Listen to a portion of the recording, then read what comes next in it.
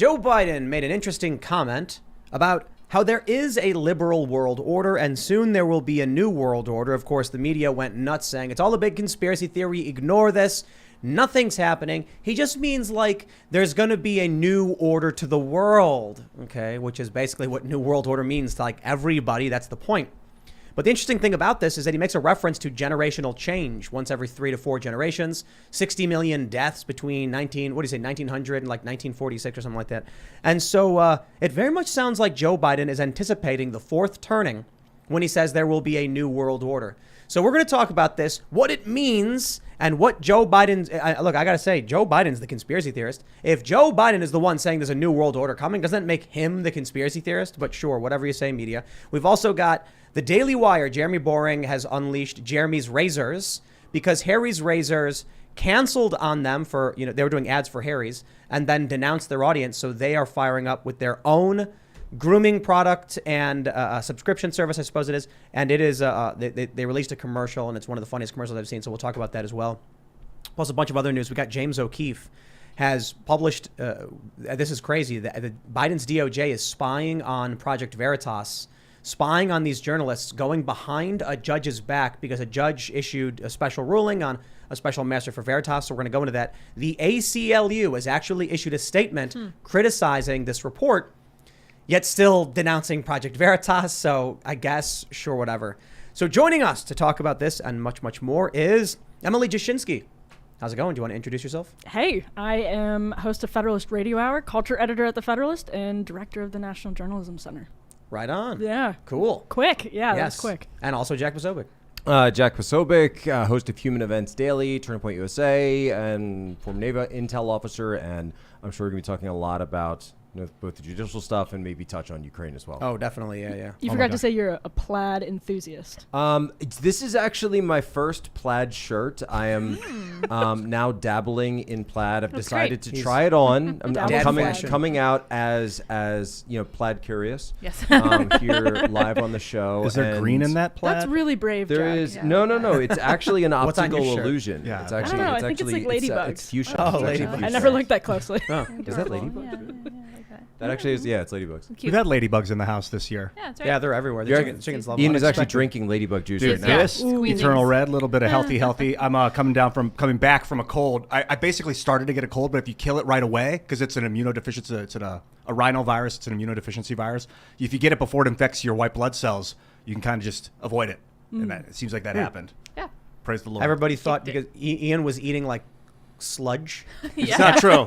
He was eating aloe. Misrepresenting my aloe. I started getting aloe. aloe, just pure aloe fillet, and then putting a little bit of Eternal Reds in there. But let me not take any more time up, ladies and gentlemen. Ian Crossland, and of course we have Lydia over here. Great. Yep, I'm here as well. I'm not drinking any weird squeezings tonight. I'm just drinking coconut water. Always a delight to have one of You're my also ladies. not wearing Jack, plaid. Of course. I'm not. You're right. I'm not as plaid curious as Jack is, but Jack is rocking it. So let's get going. Before we get started, head over to timcast.com. If you haven't done this already, become a member because that's what keeps everything operating. And we could really use your support to help our journalists stay employed and for us to keep doing this show. As a member, you'll get access to exclusive members-only podcasts from this show. So we're going to have one up tonight around 11 p.m. Once we finish the live show, we record about half an hour of this members-only show. It's a lot of fun. It's not very family-friendly. We swear a lot. Just go to timcast.com, and in the top right corner, you can sign up. And also, if you would really like to help out, just smash that like button, subscribe to this channel, and share the URL to this live stream far and wide. All of you sharing this video, if everybody did it, we'd be bigger than CNN overnight. At this point, I've been saying that for a while, like, we'll be bigger than CNN. Now it's kind of not that much of an accomplishment. We'll be 10 times bigger than CNN. Yeah, we'll be 10 times. We'll be twice. So, share the video, smash the like button. Let's jump into this first story from Newsweek. Joe Biden's New World Order comment jumped on by conspiracy theorists. Okay. Let's just read a bit about what Joe Biden said.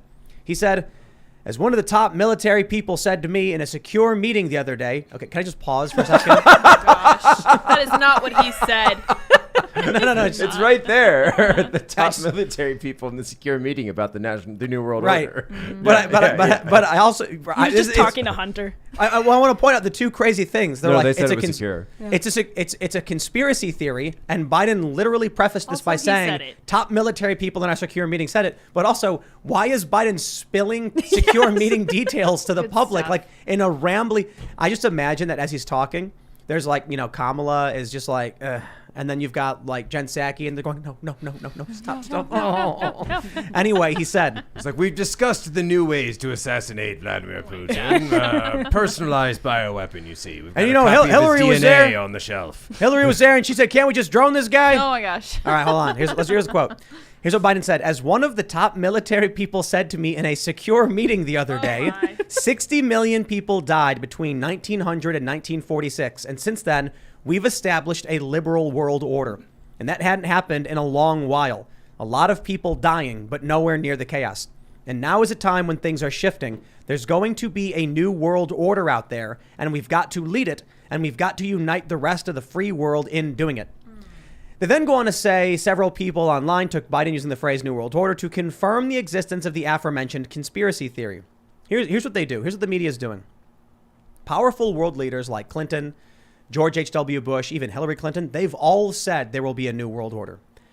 Now, for most people, they think that means there's going to be a global system, a judicial system or legal system, because the Council on Foreign Relations publicly states that's what their intention is with the liberal world order. They said after World War II, to prevent war, various, powerful institutions came together and created, international organizations and treaties to prevent this from ever happening again. And now there's going to be a new version of that. That's it. That's all it means. So the media will push the most insane and absurd version of the conspiracy so they can try and discredit what Joe Biden just outright said, that in a secure meeting, he was told this. But I think there's also, and it's, to go back to the headline of the show tonight, there's something even deeper that Biden is getting at, because it's not just that he's talking about setting up a new version of the world order. He's essentially describing the fourth turning. So that means the president of the United States just came out and said that he was briefed by the top levels of our military that we are in a fourth turning. Is that not what he just said? That's exactly. Yep. Look, he didn't say literally the fourth turning, but you're right. That's the essentially essence is what there. he's getting at, right? So the only conclusion. So clearly they're reading some Strauss-Howe, and this He is, said four generations. No. I believe. That's too much. It's obvious they're watching Timcast IRL. Oh yeah. Oh, yeah. I think they actually, some people at the White House are, because when we were watching Biden's campaign speech, it was a State of the Union, but he didn't really give a State of the Union. I called it a campaign speech. Right. We were like, why are they so tight on Biden? And then they pulled out the camera. No. Well, And they're like, I think they're watching. And then they went back in on his face. Is- I'm like, thanks, guys. Well, this is an administration that is literally working right now on a global minimum corporate tax, right? And so it's not as though there's something very literal happening when you say new world order. And that's why the conversation about a new world order is immensely frustrating, because there's a literal meaning to the term new world order that has been explicit among global leaders for forever. And every once in a while they slip up and say a buzzword that's associated with conspiracy theories. But that's what's frustrating about the dismissal of this as a conspiracy theory, is that, like, listen, we have an IMF. We have a World Bank. We have a United Nations. We're working on a global minimum tax right now. This stuff is pretty much out in the open. And when you have a slip from the President of the United States like this, even from an administration that would avoid sort of veering into that territory, it's extremely telling. And it's not even as though, to the point about a fourth turning, that's not even in the Biden consciousness. He's just talking about what his job is, which is to be friends with Boris Johnson and Angela Merkel and all these people, and to have control at their fingertips. Well, I think it's real both. quick. I do think it's both, though, because Emily- he talks about the 60 million dying and that it's this cycle that happens every 3 to 4 generations. So the preface of it is where he's talking about the fourth turning, and that this leads to setting up a new version of that. Someone but they always who- have to say rules-based order, so they can't say new world order. Who wants to read what website that is? What organization that website is? I'll do The it. World Economic Forum. It's the World Economic Forum. right, so Oh, wow. Can you pull up the article? Yeah, here we go. So it's from the World Economic Forum. Who wants Oh to read? my. Who wants to read the title? 136 countries have agreed to a global minimum tax rate. Here's what it means. That's a great Okay. voice, Jack. I like that. So the World Economic Forum is citing Reuters. But clearly, the reason I pull this up is the World Economic Forum is very much interested in a lot of this global policy, New World Order stuff. The Council on Foreign... you know what? Let me do this. Let's read a little bit here. They say the countries behind the global minimum tax rate together account for over 90% of the global economy.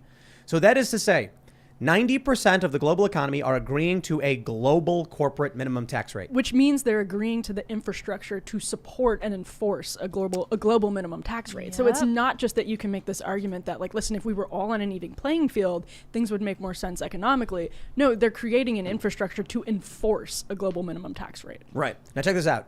This is the Council on Foreign Relations website. NewsGuard certified, 100 out of 100. Wow. Is it a conspiracy theory when the Council on Foreign Relations says, what is the liberal world order? And they literally say, world leaders created a series of international organizations and agreements to promote global cooperation on issues including security, trade, health, and monetary policy. The U.S. has championed this system known as the liberal world order for the past 75 years. During this time, the world has enjoyed unprecedented peace and prosperity. I just got to pause real quick. Especially the troops in Vietnam. Peace and prosperity for 75 years. Time in the jungle, Korea. Yeah, that was also very peaceful. The bombing of Belgrade. I think kicking the doors in Iraq was very peaceful for those soldiers. Rwanda. Peaceful Rwanda. You know what it is? It's very Jen Psakian. It's like they're bragging about the thing they've done, but it's been an unmitigated failure across the board. But also it doesn't exist. Right? Right, It's like right, they're bragging about it, but no. Maybe We've created world peace and world order. Michael Anton actually has a great formulation for what this is, and he calls it the celebration parallax.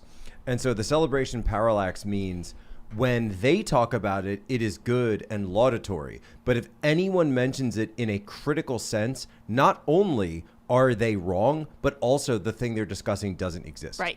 The New World Order is amazing and just so great, and I'm really excited for Klaus Schwab and all that stuff. It feels like now I can't wait to not man. own anything because I'm going to be so happy. But this is what's interesting is that we lose, and I wrote about this recently, that we have this nuclear order, and nuclear technology is literally younger than some people walking this earth, and it is the most dramatic technological advancement that has ever happened in the history of humanity, and it's happened over the course of people's lifetimes. Like, it has happened that quickly, and we take for granted how dramatically it changed the way that we operate. And so the New World Order is actually really new. It's really new, and it's something that, like, when you have all this technology at your fingertips, of course the leaders of the United States, of course the leaders of all of these different countries are going to want to have the power concentrated at their fingertips because it's so powerful, and because they have this sort of technological ability to do it now that they can concentrate power and rule over everyone because they're terrified of what would happen if they didn't. What I'm wondering is, are the governments making concessions with these corporations? Like, they're like, the writing's on the wall, the corporations are taking over, let's just intercede with them instead of try and resist. Like, you said that they're all working together to create a global tax rate. Like, is that... I wonder if it's just like the governments have given up and they're like, hey, corporations are coming, Klaus Schwab's right, corporate governance. Oh, I totally think so. I think they're the same. I mean, Trump's first Secretary of State was Rex Tillerson. Like, he was like literally the CEO of Exxon. And people, it's like mind-boggling to me that people forget that. But I think they're basically the same at this point. I just like to point out that the Council on Foreign Relations basically describes the New World Order conspiracy theory as something that's already happened.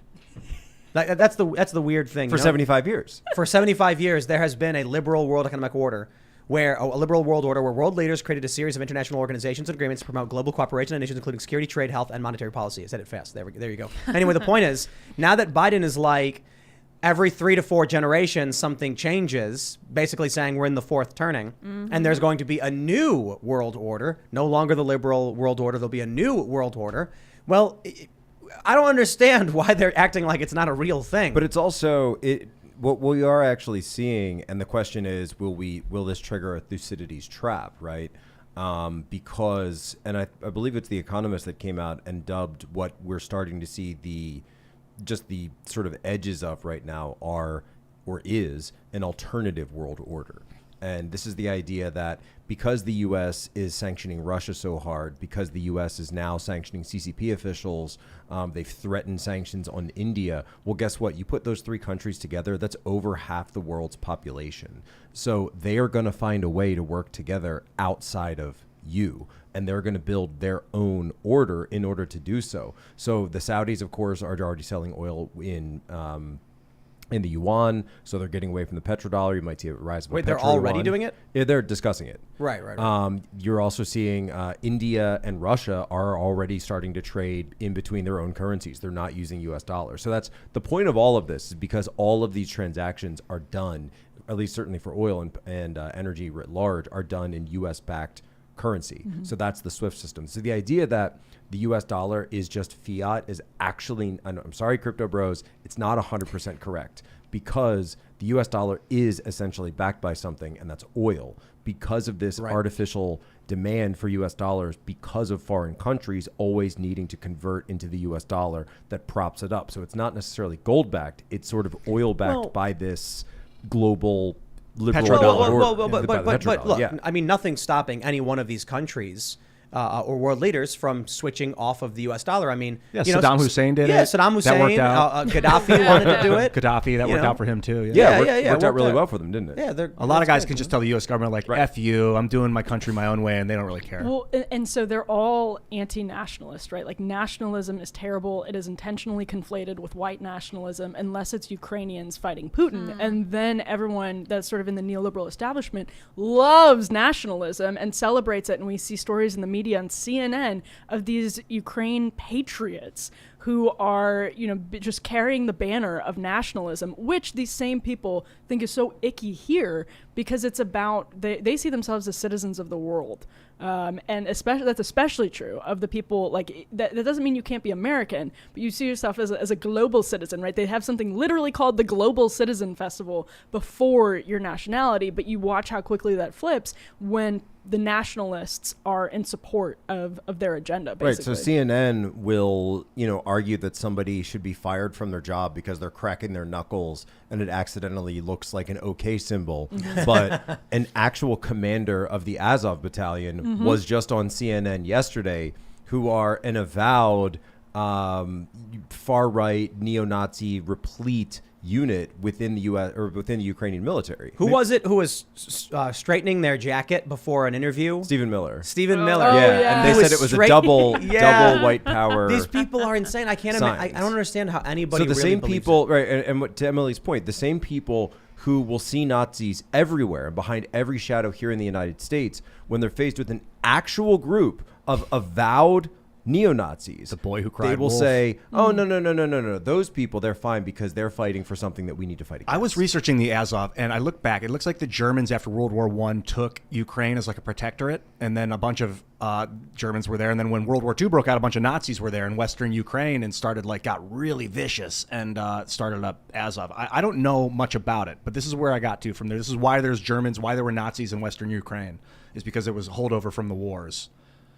It's not so much that it was. It's not so much that it was a whole. I mean, I think you have half of it right. It's this idea, and it wasn't Azov Battalion back then. It was this guy Stepan Bandera, who the Banderites. So Banderites and Banderism arose because of this. Now it started off as being an anti-Soviet movement and a pro-Ukrainian nationalism movement, kind of like you were talking about, but then it went completely extreme very quickly. And even before the Germans arrived in World War II, they were essentially declaring themselves on the side of the Germans because they were so anti-Soviet Union. So they start slaughtering Russians, they start slaughtering Poles, Jews. If you were in that area of Western Ukraine, it's known as West Galicia, or East Galicia, that you were basically not Ukrainian. You were just completely wiped out by this guy Bandera. But the previous president of Ukraine just recently actually named him as a hero of Ukraine and a hero of the nation. There's statues to this guy that are up in their city squares. They must be torn to the ground. There was a photo of one of the Azov guys with the black sun. I think it was. Was that it? Mm-hmm. Yeah. He was wearing like a pin you see them everywhere. I think there was a Reuters article where they had someone who had the patch on, and they actually blurred it out. Wow. Oh, that's the SS symbol on the shot. Yeah. Himmler did that. It's not a good black symbol. sun. This is I hadn't read about it yet. I know the symbol though. We got a weird whatever is going on in this country where there are shows like this where we're able to point out that Ukraine has staunch nationalists and overt neo-Nazi ideology, yet the mainstream media is cheering for it the Antifa left is now pro-fa, I guess. So weird. Pro-fascist. I mean, it is just so incredibly offensive because they have no idea what they've done to they actually don't understand the fear that they've instilled in normal working class people who, for instance, really like Donald Trump and are afraid that they're going to be called a Nazi, a literal Nazi, by people at their office place, by the Human Resources Department for tweeting something in support of Trump or Facebooking something in support of Trump. And so it is just like, to see this, it is so incredibly offensive because they spent years seeing Nazis everywhere. I have a question though. What would happen if someone made black sun buttons like pins, but it was yellow and blue like the Ukrainian flag, and it said Azov, on the top? You can see that Kleenex box is yellow and blue. Oh yeah, look at that. yeah, But do you think these leftists would wear that? Yes. If you told them like Yeah, some 100%. pro-Ukrainian symbol of 100%. Azov, Absolutely. Yeah. they'd walk around wearing actual Nazi symbols. Oh yeah, they wouldn't care. That'd be a Absolutely. good like Ryan Long, segment to do or Yeah. something. It comes down to emotion in that situation. Like, are they familiar with the symbol and does it strike an emotional chord? If it does, they'll stay away from it. But if they don't know, they'll gladly Well, hold on. accept Like, so I'll ask you a couple of different scenarios. Let's say you go to Union Square in New York City and you have these pins and you walk up to someone and say, hey, would you wear this in support of the freedom fighters in Ukraine, the Azov Battalion? It's the Ukrainian flag. They'll probably say yes, right? Now, what if you said, would you wear this in support of the Azov Battalion? It's the Ukrainian flag and the Nazis' black sun. This is their symbol. Do you think they would wear it then? Yeah. You still think they would? If you told said them? it was the Nazi black sun. You think they would I still think they do would. it? I don't. I think they would get a short circuit, but Yeah, it doesn't process. Right. what's even more interesting to me though is that you go up to people who have never heard of Ukraine, have never heard of Belarus, maybe other than in some like abstract discussion, probably can't find it on a map, and yet are now suddenly these experts on it, and also it becomes their entire identity just overnight. The same people who were vaccine experts a couple of weeks before, and prior to that they were epidemiologists, and before that they were racism experts throughout all of 2020, and Historians. Yeah, and now they're military members who are saying these ridiculous comments like, oh, you should just run up and throw paint at the tank and that'll stop them, and that you're throw some water balloons at it with filled with paint. My personal favorite craziness was when Zelensky held up the red salute, and I said I didn't know if he was supporting Black Lives Matter or communism, because it was meant to be like tongue in cheek. And then I got a bunch of responses where they're like, "You wouldn't have you're a coward. You don't have the balls to go to Ukraine." And I was just like, because I've been there 3 times. Like, well, you were there in the original coup. I was there. I was there in the start of the Euromaidan protest for several months, and then I went back, a couple of years later, and sort of followed up and did a little video and stuff. So yeah, I was actually there, and I had guys surrounding me screaming at me, and I was like, American journalist, and they're like, oh yeah, you're cool now, come on in. Dude, it was crazy. We got to go inside a government building they had ransacked. They'd like stripped all the paperwork and pulled it all out. It was nuts. Crazy times, man. I wasn't there when they started throwing the firebombs, though. What city were you in? I was in Kiev. I was in Kiev. Euromaidan. Yeah, this is the yeah. Independent Square, they call it, or whatever. Euromaidan, it's Maidan Square. Maidan Square, yeah. But they were calling it Euromaidan because they all wanted to be in the EU. Oh. And the crazy thing is, we went to a pro-Yanukovych rally where everyone's waving these flags, and it was being reported in British press as like... So Yanukovych, just for people who don't know, Yanukovych was the current president at this time who essentially blew up this economic package for the EU that a lot of people wanted him to sign. They wanted him to sign this, please do this. Who hired Tony Podesta and Paul Manafort to massage their yes. messaging in the Senate with Hillary Clinton's State Department. 100%. Wow. Yeah. Nice. Right, Wait, so that's- Yanukovych did? Yes. Yeah. Yes. So, and they set it up through something called the Center for a Modern, the European Center for a Modern Ukraine, to try and get around FARA laws, Right. because it looked like they were just working for this neutral think tank. Is the most beautifully corrupt. It's just a Right, and all the perfect- payments were like going through Cyprus and yeah. Wow. So Yanukovych, so the Ukrainians get all mad and very upset about this, at least in places like Kiev. So they launched this massive protest, turns very violent. But you also had Ukrainians who were still supporting Yanukovych, and he had been at the time the democratically elected president of the country. So you did have these dueling dueling protests in the background. Just to clear that up, Yanukovych was working with Tony Podesta. He hired Tony Podesta? Yeah, so he had a lobbying operation in the United States that included Paul Manafort, who was working for Mercury at the time, and Tony Podesta's Podesta Group, which is now defunct, which is amazing because it was one of the biggest lobbying firms in D.C., one of the most powerful lobbying firms Easily, in D.C. Yeah, and it went corrupt. I mean, it went defunct over this corruption because it came out he was a casualty of the war against Trump, the media's war against Trump, because they obviously caught Paul Manafort on this, and he was convicted of violating FARA law. But it was amazing. And you can look at the lobbying records of Tony Podesta's firm meeting with people in Hillary Clinton's State Department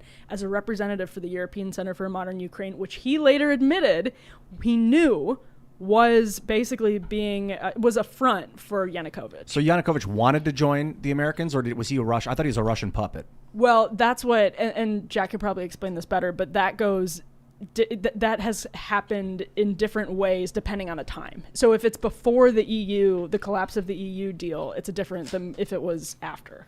What I was told when I was down there. But since we're talking about that, you have to point out Mueller goes after Manafort, who had been Trump's campaign manager. Trump has to fire Manafort after all of this comes out in like March of 16 or so. Or maybe it may have been later than that. They have this thing called the Black Ledger, which turns out to be fake, but made by Ukrainian operatives, but ended up, they said it was the like illegal payments to Manafort. But throughout all of this, Manafort had been doing it through the Podesta Group. Yep. Podesta and Tony Podesta were given immunity during all of this, but Manafort has to go down for it. Interesting. Wow. I was told by some of the activists that their view, at least, a lot of the students and a lot of protesters, was that Yanukovych was playing both sides. That he would, Well, clearly. Right. So he was trying to get these deals, these sweet, deals from the West, and then he would go to Russia and be like, oh, look what they're going to do for us. And so people were like, the protesters wanted to be part of the EU. Being a part of the EU, this is their perspective. We could move to Poland. We could move to the UK, get jobs. The economy is going to immediately improve. Our lives will immediately improve. And that's one of the reasons the EU was like, hold on there. We'll figure it out. But the concern was Ukraine's economy was too weak. A lot of them were scared. They said, and also the levels of corruption. Yeah, right. Like you need absolutely. to meet certain wickets and certain bars before you can gain entry to the EU. And truth be told, that's what Biden said. Biden was saying, corruption was a big deal. We were trying to weed out the corruption. It's just funny because I don't trust him because he is corrupt. It's like, I got to know for myself. I'm putting my son on the board of Burisma. Right? And this is an amazing, again. Once we get our money out of Burisma, then and when you start then the corruption will be over. when you start peeling back the layers of the Russia collusion hoax, and you find at the bottom here that Tony Podesta is the brother of John Podesta, Hillary Clinton's campaign chairman, and was taking money from Yanukovych, who playing both sides, I think is a fair way to say it, and fled to Russia, by the way, after the collapse of that deal, and was protected by Putin's government. When you peel back to that layer, you realize what bullshit this is. Yanukovych hired Tony Podesta, who was running Podesta Group at the time? Yep, exactly. Yep. And so he hired Podesta and he hired Manafort because that's how lobbying works in D.C. They need to have a Republican and a Democrat, basically, to get what they want done so that they can massage both the Republicans and the Democrats. And that's why I always use this example of one of the... It so perfectly crystallizes corruption in D.C. If Yanukovych was working with the Americans and the Podesta Group to become with this American-style thing, then why would Podesta flee to Russia? No, Yanukovych fled to... Oh, okay. I thought you said Tony Podesta did. No, Yanukovych got it. No, I don't know where Tony Podesta is. I think he's in New York City. I could be wrong about that. I think didn't he live with Abramovich, that woman? Weren't they like friends? Yeah, I don't know. Do you know that? Oh, really? Cooking, that like blood cooking thing. There's weird people. She did that stuff. famous The Artist is Present. Do you ever see that? I actually saw it in person. Oh, really? I was because I was visiting. Real quick though, for those that don't know, she just sat in a room for like 30 days. Is that what it was? No, it's like the lobby of MoMA, of the Museum of Modern Art She in sat New in York. MoMA. And on like the second floor lobby. But I was going at the time because they had the Tim Burton exhibit that was only going to be there for a little bit, and it was so Tim Burton opened up his archives, and everything from Edward Scissorhands to Beetlejuice to like the Batman costume, the Joker stuff, the Nightmare Before Christmas, all the little Jack Skellington heads and everything. And I was like, oh, that's great, Tim Burton. We were in New York. I said, we got to check this out because it was only there for a limited time. They had like a sandworm from Beetlejuice coming out of the ceiling. It was awesome. But as we're going up, we see this woman in all red, this red dress, just sitting in a chair, and there's this sort of roped area around it, and everybody's looking at her, and this is probably like maybe 2010 or so, and I'm looking at it. I was like, well, what's with the lady in the chair? Why are people looking at this? Oh no, it's high art, right? They're not sending their best. Yeah, I'm like, is she going to be drawing something? Does she do caricatures like the people on the street or something? Let me tell you. It's just this. Let me tell you what's disconcerting. Yeah. What's disconcerting to me is that people would come in and you could wait in line to sit down in a chair like in front of her. Right. And there were people who would like sit down and Jay-Z would. They'd start crying. What? They would just start crying. And I'm just like, why are you crying? It just people. I don't know, man. I really wonder sometimes about a lot of people. I'm just gonna say it again for the 800th time in the past week. Every day we get a news story that's a hoax. There's we got the Supreme Court hearings going on for what's her name? Ketanji Jackson. Yeah. Yeah. And someone tweeted, "Let me just remind everybody that Christine Blasey Ford credibly accused Brett Kavanaugh, and Republicans didn't care." And I just see that, and I'm just like, dude, you guys, you lie about basically every major political story nonstop, all day, every day, and then a month goes by and it gets debunked. So no, you could come out and point at the sky and say there's a giant meteor. I'm not looking up. Just like the movie, No, you're not going to give me. It's the easiest motion in the world to look up. I won't do it. Screw you. You guys are liars. I'll give you an example. Today is the 3-year anniversary. 3 years it's been of the Mueller report coming out and that press conference that he gave, completely debunking the Trump-Russia collusion hoax. Wow, 3 years since the debunking of the hoax is today. Wow. And yet you go to anybody on the left or your casual CNN, MSNBC viewer, they all believe it 100%. Well, they're bringing it back. I mean, it's having actually a revival, which is really interesting. You're seeing a lot more people on the left continuing to talk about it now because it's their deflection point when they talk about the Biden administration's handling of Ukraine. They're like, well, Donald Trump was in bed with Putin. You're so we've been doing this for years, and you still haven't understood. You still haven't reckoned with the disaster that was. It doesn't matter. Nothing persuades them otherwise. They Nothing. meant to solidify this sort of government takeover that they were pushing in Ukraine, bringing them into the NATO fold, bringing them into the security blanket during the Hillary Clinton administration, right? But of course, the Hillary Clinton administration never took place, and so they needed this placeholder to sort of keep that going, keep that energy going throughout the 4 years of Trump. And then that became the Trump-Russia collusion hoax. Then finally, after 2020, which was essentially the same kind of domestic color revolution that we were just talking about, the color revolution of Maidan, you see those exact same tactics being used here in the United States, right down to the violent riots in cities. And then when it ended, suddenly Ukraine and Victoria Nuland, the same exact person who was behind so much of that in 2013, 2014, comes right back in. Victoria Nuland, what's her connection with Kolomoisky? I think they have a connection, don't they? I'm into this Kolomoisky guy. We talked a little bit about him before. He's like a Ukrainian billionaire. I don't know what you call him, oligarch. He's like the puppet master, or looks like to be. Let's jump over to some domestic issues, very important domestic cultural issues that will shock the soul. Yes. We have this story from Yahoo Life. Ben Shapiro and Jeremy Boring of the Daily Wire announced Jeremy's Razors campaign against Harry's. Oh. If you guys haven't seen this yet, you've got to watch the greatest commercial ever they released on the Daily Wire. Good. And it's legit really, really good. Basically, the Daily Wire was sponsored by Harry's Razors. Harry's Razors got tweeted at by a high school kid. No joke. Like a person who said, Literally I'm in high school. 2 followers. And with 2 followers and said, you guys are bigots. So Harry's was like, we hereby denounce the Daily Wire. So the Daily Wire has launched IHateHarrys.com, and they've launched their own Jeremy's Razors with this commercial. And it's brilliant. Not only is it funny, it's silly, it's over the top. He takes a flamethrower to Harry's and Gillette. Nice. He goes after these companies who hate you. Not just Harry's, but also Gillette, saying, men are too toxic or whatever. And now the Daily Wire's launched their own male grooming products.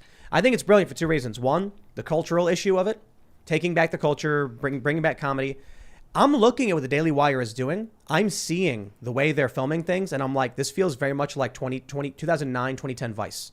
Yep. When it was edgy, funny, over the top, offensive. When it was Vice. Vice. Well, and so the interesting thing, and I reported a year ago that this was in the works, and I kind of figured maybe it wasn't going to happen. And I'm glad that it did happen because it seems like a silly thing. And I remember when I reported it, I was like, is this newsworthy? But it absolutely is when you think about it, because what the Daily Wire is doing is creating this parallel infrastructure. to the so-called mainstream infrastructure. And there, if you look at like Gina Carano, she gets purged from Hollywood. She's a legit actress. She gets purged, and the Daily Wire creates a soft landing pad for her, which then creates more incentives for other people in Hollywood to be open about what they think, because they can land somewhere when they get purged, and somewhere legitimate. And so when you create this parallel infrastructure, you create real competition to the monopoly that wokeism has on corporate America. And so that is, I mean, we talk about monopolies and antitrust, but this is like an ideological monopoly, and there's no way to create competition for it because every single corporation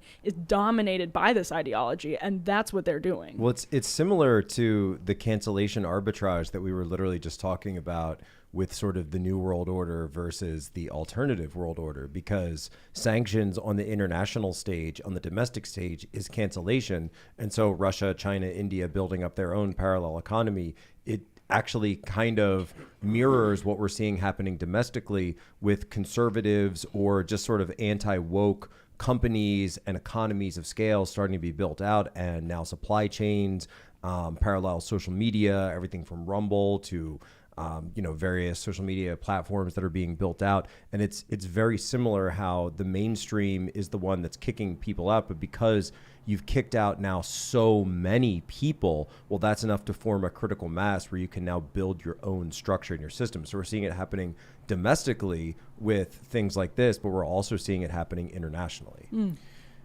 Are things falling apart? Are things breaking apart? You know, the liberal world order, this unified system, Visa, MasterCard is being split here in the United States. The economy is being split. It might be a way to bypass, what would you call it, where there's when one superpower raises up and then it displaces Thucydides another. trap? Maybe a way to bypass No, it's Thucydides creating trap. it. I don't know, because when you look at the way Russia got economically canceled, there's no way to strike back. When you're a military and then you get canceled by Visa, there's no country to attack with your military. It's all money. What could happen is starvation, and then people rise up against the starvation, like, hey, you can't starve us like this. Then they take up arms and are called villainized, and then that could cause some sort of conflict. But I don't think it's going to get that extreme, because Russia, China, and the United States are capable of growing their own food for the most part. Well, not only that, A but lot of Russia their and food. China can they have a massive border with each other. They can directly trade. They don't, or, they have some talk about Central Asia. They have mutually beneficial countries that are, that they have good relations with, that they can trade through. So they don't need to, the United States Navy can't interdict trade between China and Russia. So, they don't need us, basically. What we need in the United States is more of what the Daily Wire is doing. Yes. Oh, yeah. Shaving Yes. products. So whenever not only that, but Daily Wire has a streaming service they're building up, right? Yep. I'm totally jealous of the stuff these guys are working on, Doing because great things. they're hitting the nail on that with the hammer. So we need to think about woke companies that have either a monopoly or, close to one, and then start actually making products. Yeah.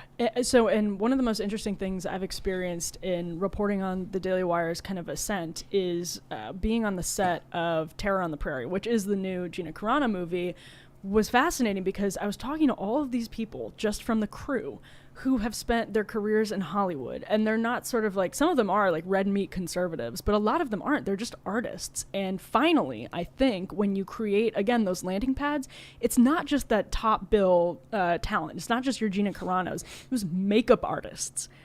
It was people on the crew, and to a degree that I was really surprised by, who weren't just like, oh, hey, it's another job. They were like, no, we're here because we're really excited, not to promote a conservative message, but to promote the message that we're giving a middle finger to Hollywood. And that's what artists need to feel comfortable doing. And the Daily Wire is creating spaces for that. And it's going to be really, really powerful. At least so far, it seems like it has been. And the talent they're snatching up is also Good very stuff. interesting. Yeah. Yeah, the fascinating thing is, I'm watching the commercial, and it's remarkably well made in terms of production quality. So fun. Yeah, it's just absolutely. Speaking of, you want to roll that thing?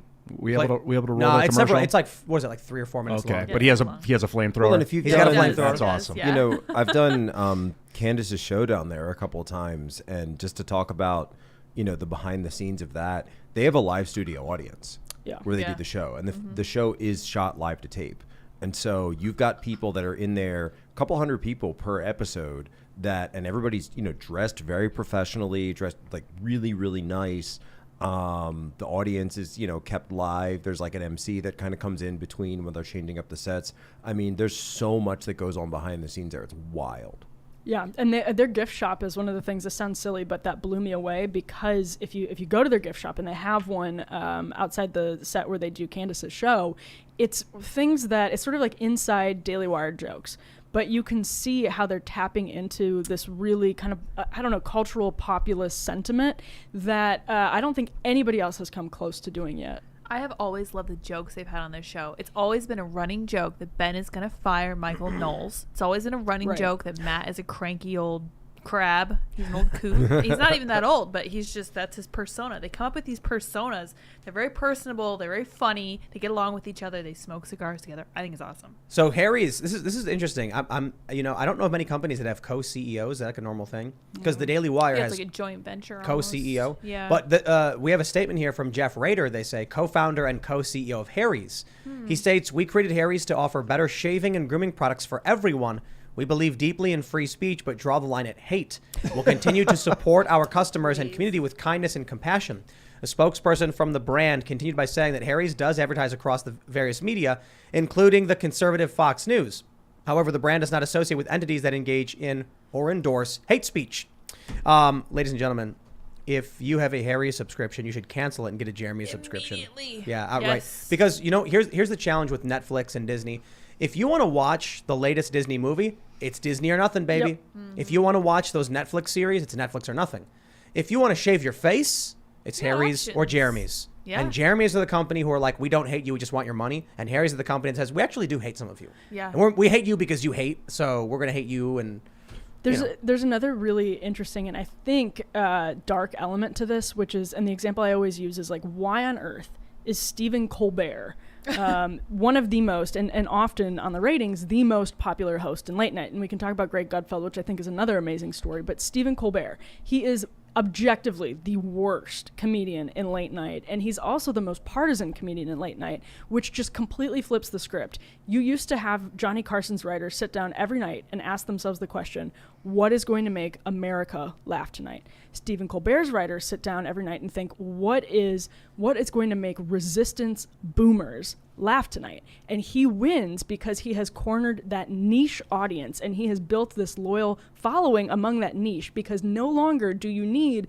15 million viewers to be the king of late night. You need a reliable 3 to 4 million viewers to be the king of late night. And this happens with the death of mass media and the death of popular culture in different sections of the economy. And that's why Harry's Razors is going to feel more comfortable. They want to be the razors for progressives. It's like the dumb Gillette commercial. But look, I think what Colbert realized, and a lot of these hosts, is that you're not going to get a general market anymore. Exactly. So they've abandoned the idea. Yes. And that's hyperpolarization. It's very scary to me. I was just watching. It's smart on a business level, but not on a cultural level. It's terrifying. I was watching Johnny Carson last night. Starting tomorrow, everybody on the show has to wear MAGA hats with Trump 2024 on it, because we've realized, it's I was thinking this dialogue last night, watching Johnny Carson, and what I was watching was the Drew Carey, his first appearance on Carson, 91. Wow. And Johnny was such a loving host. His favorite thing to do is show new talent to the world. Right. But it was all centralized at that time in the early 90s, 80s, before the internet. There weren't a million comedians. Now there's like a million. There's like 100,000 or 10,000. So you can't. There's no like funnel to hose them through. It's a completely different environment. Totally. The fact that show still exists is insane. Yep. It's the wrong format for a wild. It doesn't make. And he wasn't apolitical, by the way. He told political jokes, but they were jokes that everybody could laugh at. So I want to hit just my take on this is that a lot of people pointed out that we do have this sort of breakup of central pop culture and certainly breakup of media, but there have been times in America's history where we've had huge flourishings of alternate viewpoints. If you go back to the founding and you look at the printing press, if you look in the 1900s at the level of the amount of newspapers each city used to have, this idea that all media has to be centralized and that everybody can only watch 3, 6, and 10, and there's only a couple of networks, that was just one moment in American history, and it's certainly not talk radio has been around. Yeah, we really do. Yeah. Talk radio was around prior to World War II. But then you need institutions like the New York Times to stop pretending they represent or they're reporting on the entire country. Let me show you where this is headed. I found this article from March 4th today from Defector. It's titled, I watched a Ben Shapiro movie by accident. How do you go to the Daily Wire by accident? Sure, whatever. But they write, quote, if you're looking for something to watch, Shut In is pretty fun, and Vincent Gallo gets his ass kicked, if you're into that sort of thing. That's a tweet I wrote a couple weeks ago, late on a Saturday night. It no longer exists. The reason it doesn't exist is because almost immediately after I posted it, I got a DM from a friend. You know that movie was produced by the ultra right-wing Daily Wire with only ultra right-wing producers, talent, and so forth for that market. What? No, delete, what? Yep, they're trying to make real movies now. Sneak that ish in under the actual cover of actual production values. Wow. For F's sake, this always happens to me. It always happens to you, huh? I will be watching an ultra-evangelical movie and not realize it's ultra-evangelical. I will be listening to Christian radio and not realize it's Christian radio. If Jesus is around, I need him to announce himself, or I'll just think he's from Brooklyn. I'm sorry, Brooklyn. That's hilarious. Now, here's the funny thing. How do you accidentally listen to ultra-Christian radio and be like, wait, are these biblical topics Christian? Whoa. Who is this person who's like, I actually naive. look what they're saying. They're saying I enjoy conservative content. Okay. I enjoy these movies. I enjoy Christian radio. Oh no, I'm not supposed to. Delete. Wow. Yeah, that's how you know you're dealing with a cult. Right, exactly. They That's like something. typical cult behavior. It's a cult, man. You know, I watch Disney. I went. I saw Ghostbusters 2016. I regretted it, but I'll go see those movies. And then I went and saw the new Ghostbusters. I liked it. I watch. I read the Daily Wire. You know, I check out the stuff they're producing or whoever, because I'm like, oh, if someone can make something good, it's good. I'm now getting to the point where I'm like, get away from these companies that hate you and want to take your money for bad things. But maybe that's kind of the mentality they've always had. And the libertarian, civil libertarian, or conservative side is only just now realizing it. For the longest time, conservatives have been content to give their money to people who hate them.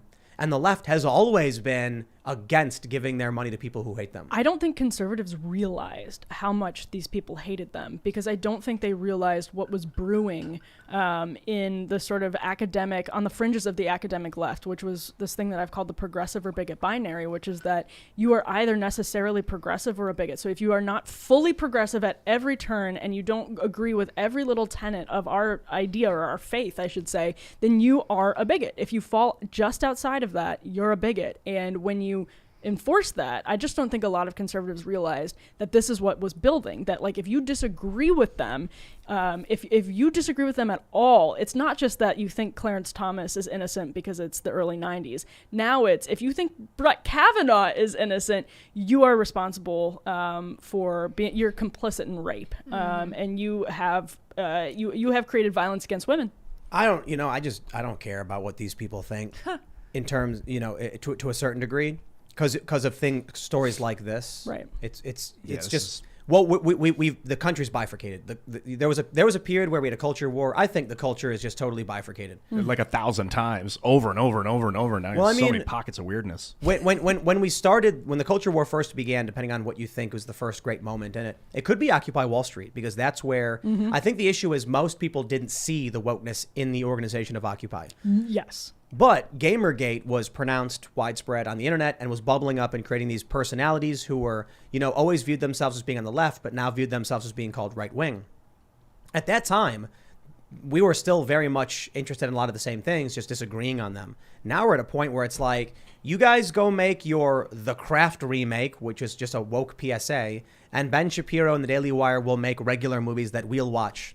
Right. And that's the thing that Ben Shapiro and the Daily Wire get, is that they need to make regular movies. And that has not happened before. That's the big difference between what they're doing and all of the other so-called conservative art that's come before them. I've got a lot of friends on Facebook from the old days when I was a progressive bigot, like you were saying. I was like, oh, they want me to, whatever. Okay.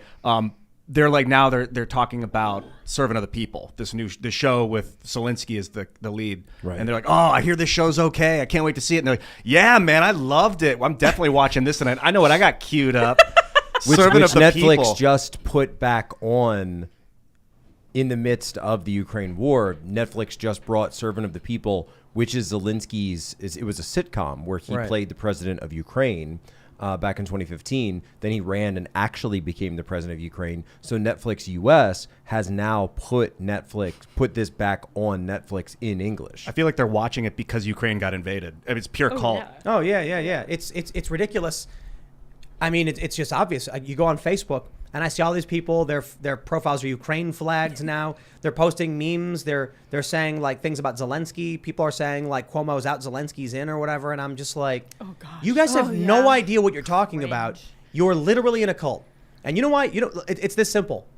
You ask someone, what do you think about Ukraine? A not cult member says, I've heard about it in the news. Honestly, I'm not real, following it. I don't like the war, so Russia sucks for invading, but I wouldn't know a whole lot. What do you think about Zelensky? Who's that? He's the president of Ukraine. Oh, no idea. The cult members are like, yes, Ukraine, flag. And I'm like, why do you support Ukraine? Because big country invaded small country. Thanks, Con- Kamala. yeah. And the president is a comedian. Yeah. And that's Yeah. all they need. I think there are people And then in Ian's the like, cult. and I love Ian because he's like, hey, who's this guy Igor Kolomoisky who seems to be funding all of these things? Oh yeah, so and Kolomoisky started the TV show, so Servant of he the funded People. the TV This is show, great. funded the campaign, Yes. also funds the Azov Wow, Battalion, by the way, interesting. and the Adar Sus. Battalion. Started funding them as private security battalions for himself and his own militia. He was a governor at one point. We've all done that. No, we have. Yeah. But we're not supposed to ask questions about Kolomoisky. No. This is, a liberal democracy that we all love. But what about all those corruption reports and Hunter Biden and Burisma and all this money and the Podestas and Manafort and all of these things? Isn't this like a human trafficking area? Hasn't this been known for it? And obviously, we don't want it to be corrupt. We would like it to be, a stable country. But, what about all of this, reporting and facts? Dude, the Kolomoisky thing. Okay, so he started Servant of the People, the TV show, or he ran or owned He owned the network. the network that ran this show, and then he hired Zelensky to be that role, and then he started a political party called the Servant of the People, named after the show, and then he got Zelensky to be his candidate. That's the most Manifesting. transparent, fascist, crazy. His vision Well, board. call it whatever you want. I'll take a but breath. This should be an example to everyone listening why it's so important to build culture, why it's so important to make TV shows, make cartoons, make jokes. Freedom Tunes has a new cartoon out today. I did the voice of Dr. It was a lot of work. We took like half an hour to record this. But if you guys aren't familiar, we have Seamus on the show periodically. This is humor. It's making fun of Dr. Fauci. So the joke that I don't want to, you got to watch it, but the general idea is Dr. Fauci hasn't been on TV in months or a month or plus since everyone pivoted over to Ukraine from COVID. So the joke is he keeps calling like, hello, is anybody there? Like, why don't you answer your phone? We're making fun of what the establishment props up. What all the cult members, when they're all waving their flags and claiming, all these things and saying how much they love Fauci, or when Stephen Colbert had the dancing syringes or whatever yeah, he did, yikes. or who was it who did the thing where they spun up from? There's like a camera angle going up. I think it was Jimmy Kimmel. Yeah. Yeah, and No, they're it was dancing. James Yeah, Corden. Oh, they Corden, dance yeah. and it's a Oh, picture of America's sweetheart. Fauci. They're all kind of the same. I know. They're the same Yeah. person. So we make fun of that. That gives people a space. They feel like they're not alone. But also going back to what you were saying before with the Daily Wire and creating movies, it's showing all of these people who don't like what's happening in their workplace. There is another place you can work. I'll tell you that. In addition to making art that shows how ridiculous things are, you can make art like I can make a show where you become the president, and in the show you're a hero and people love you and you save the world. And if that becomes a popular enough show, people will want you to be the Well, president. You know why they made Men in Black, right?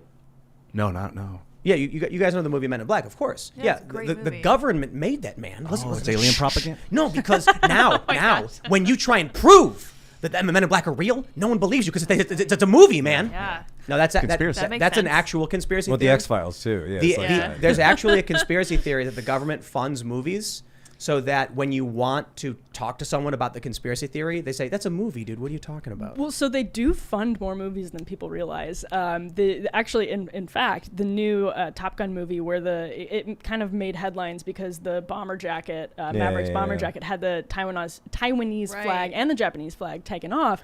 Well, it turns out actually, and if you really dig into this, the Pentagon, it sounds like a conspiracy theory, it isn't, actually provided a lot of resources to that movie, and they used training drills. actually to be scenes in the movie. So it works out great for Hollywood and it works out great for the Pentagon because they want to have the U.S. military look good and all of that stuff. But what it means is that our government resources were complicit in removing the Taiwanese flag from the bomber jacket, and it creates this ridiculous cycle. But the Pentagon absolutely provides resources, and what you could clearly say is X amount of dollars to these movies. When you guys were saying how we centralize stuff, 3, 5, and 8, the 3 channels, it's very new. It's very, like, we had the printing press, then all of a sudden we had TV and we had the centralized. Just TV itself and radio, it's got to be mind controlling us like crazy. It's so new in our species evolution. Well, so what's wild is that, like, and not to delve too into Ukraine specifically, but you look at the reporting of it.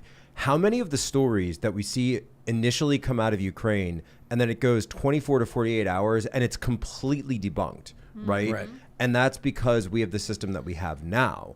But prior to this, did we have anybody going, how could you, right? How could you go to the newspaper and understand what was going on in World War II, right? Because you weren't on the ground. We didn't have this sort of instantaneous communication system like we do now, where we can communicate with somebody in Ukraine, in Russia, in Belarus, in Poland, literally in real time to understand what's actually happening. And so we're getting these reports, and this is how people like Walter Duranty for the New York Times were able to completely cover up things like the Holodomor, like people like Edgar Snow in China were able to talk about the Chinese Cultural Revolution and the Chinese Great Famine as if, oh no, they weren't happening. It's this wonderful thing. It's Chinese communism, right? Because you didn't have somebody do that. So the question then becomes, if that's what's happening in Ukraine, and we can see, right, we can see this stuff being debunked, everything almost within 24 to 48 hours, or at least the initial frame is always kind of like slightly different. Like, oh, they hit a shopping mall. Oh, wait, but there were tanks operating out of that shopping mall and missile launchers, right? So it, you have to put it in a different context. Then what does that mean for the rest of history? His story, dude. His story. Some dude wrote his story, it. I don't buy it. Right. I don't believe any of it. The Bible, it's all his story, man. There's this. The Bible is. There was this story. thing we had back in the day when I was a little kid called bathroom readers. You ever hear of them? Oh, They're big books Bunch that you of were supposed to stuff in buy, full of trivia, and you just like put in your bathroom. Oh yeah. I only on the bottom of every page was a factoid, and that's what I mostly enjoyed reading. But there's a story in one of them about how there's this great painting of American Revolutionary soldiers chasing off a bunch of fumbling, stumbling regulars, and they say that the original painting was fumbling, stumbling, revolutionary, Continental Army fleeing a well-regulated, British regulars. And then every time the painting got recommissioned or the story was retold, it became more and more lopsided in favor of the U.S. That's great. Because, people were then 5 years out from what actually happened, then 10 years out. Right. And so someone would tell the story of this battle and it would get embellished a little bit. And then eventually American patriotism, they're going to be like, the Americans, they fought hard and they chased away those spineless cowards. And then you get this image that's totally unrealistic. Napoleon was great at that. He had paintings commissioned of all his officers, his top ones, and make them all look beautiful. And they're not that, they weren't, but there wasn't photography at the time. My take on this is that when you look at like Instagram culture now and filters and, photoshopping and FaceApp and all of that, that's just what humans have been doing for years, but only the elites could actually afford it. So whoever was commissioning the sculpture, right, with the Emperor of Rome, well, of course they're going to say, you're going to make me look like this perfectly chiseled, features and everything, or the pharaoh or the king or whatever aristocrat it was. But then like the first English queen that we actually have photos of, I think is Queen Victoria. So look at a photo of Queen Victoria next to the painting of Queen Victoria, and you're like, hey, wait a second. What would Donald Trump say about Queen Victoria? Right? Oh, that's a good question. I don't know. What's her thing? No, if you present Donald Trump with a picture of Queen Victoria, how does he react? No. All right, Let's. I don't think he'd be into it. Let's just. When I see him. There's a bunch of stories we can choose. I'm choosing this one because sometimes we need a little inanity. Yeah. This is from Fox News. Nicole Hannah-Jones goes off on tipping as a legacy of slavery, deletes the tweet. Hannah-Jones clashed with historian Phil Magnus over the history of tipping. Well, so here's what happened, right? Everything is slavery, Tara. Well, You can also just stop at Nicole Hannah-Jones clashes with historian. There's two big things happened. Which, it's actually kind of... Two big things happened from her tweet within the CRT community, within the woke community. One was that she's right, and the other was that she's racist. So let me read what she said first. She said, tipping is a legacy of slavery. And if it's not optional, then it shouldn't be a tip, but simply included in the bill. Have you ever stopped to think why we tip? Like, why tipping is a practice in the U.S. and almost nowhere else? Actually, tipping is widely practiced all over the world. Yeah. But what some people immediately said... It's not huge in Asia. Yeah, it's not huge in Asia or Europe. Well, actually, it was offensive in Asia. In Asia, yeah. It's considered like a bribe almost. Well, so in some countries... The way we would consider a bribe. When you have bad service, you put extra money down, saying you need help, do better, like you need my charity because your business is doing bad. So it's considered like an affront to their honor. Like they told you what it costs for their service, they provided you a service. To give them more is to imply they're not doing well and they need help. But it's kind of changing in a lot of the or that they more require more to give you a higher level of help. Right. In the West, it's like demanded anyway. But here's what happened. First, many people agreed with her. They were like, the stereotype is that black people don't tip well or whatever. And her that's what they were pointing out. Like, her point is you making someone give money for a bad tip is racist. And that's where the stereotype, I don't know if she said this explicitly, but people were saying the stereotype is that people who are black experience bad service because of racism. I see. That's why they don't tip. I see. That's why there's a stereotype about not tipping, is because they're mistreated for being black. Other people said you're literally reinforcing a stereotype about these diners. So my point on all of this is, honestly, I have no idea. I have no opinion because I've not been a server or experienced that. I can just say, no matter what you do, it's racist. Yep. Even when you're Nicole Hannah-Jones, she's the 1619 Project, right? Yeah. Even she's racist. So there's no out. All of you, everyone, at all times, even the person who claims everyone else is racist too. Yep. And so, I don't know, what, the aristocrats or something? Well, Tim, you're obviously the wrong person to talk about this. I mean, you're so bad at diners, you can't even get a reservation at one. Oh, yeah. How come you didn't get a reservation for that diner anyway? Yeah, so crazy, weird. right? Yeah. I guess you can't. Isn't it the weirdest thing in the world to me? Dude, I was a waiter. Isn't the weirdest thing in the world? It is to me. I was a waiter for about a decade, on and off. What about you, Emily? Were you ever? No, I was a camp counselor. Oh, cool. Yes. I worked at a bakery, so like bakery/deli, so we served food, but it wasn't like with seating. We did the tip, seating, everything. I had tips. one time I had a couple of older women left me a nickel just so I knew that they didn't forget to tip me. That was insulting. That was when it was early, and there's an old 30 Rock episode where I forget the character's name, but and it's John Lithgow's character, and he goes, I'm going to revolutionize the practice of tipping. I always thought this was great. Where he goes, and I think it's a waitress. She comes down, and he just plops a stack of ones on the table, and he goes, do you see this right here? This represents your potential tip. Now, if the service is good, the tip will grow. But if it is poor, the tip will shrink. The final number is up to you. Wow. Make it a game show. It was great. Yeah. I thought it was great. a lot of waiters and waitresses. I've always thought of actually doing that. They tell me, I'm pretty sure by the way, if you tried that in real life, I'm pretty sure your food would get spat in very quickly. Nope, not if you put quickly. $100 bill or 10 hundreds on the table and say, I got $1,000, or however many, ready and waiting for you.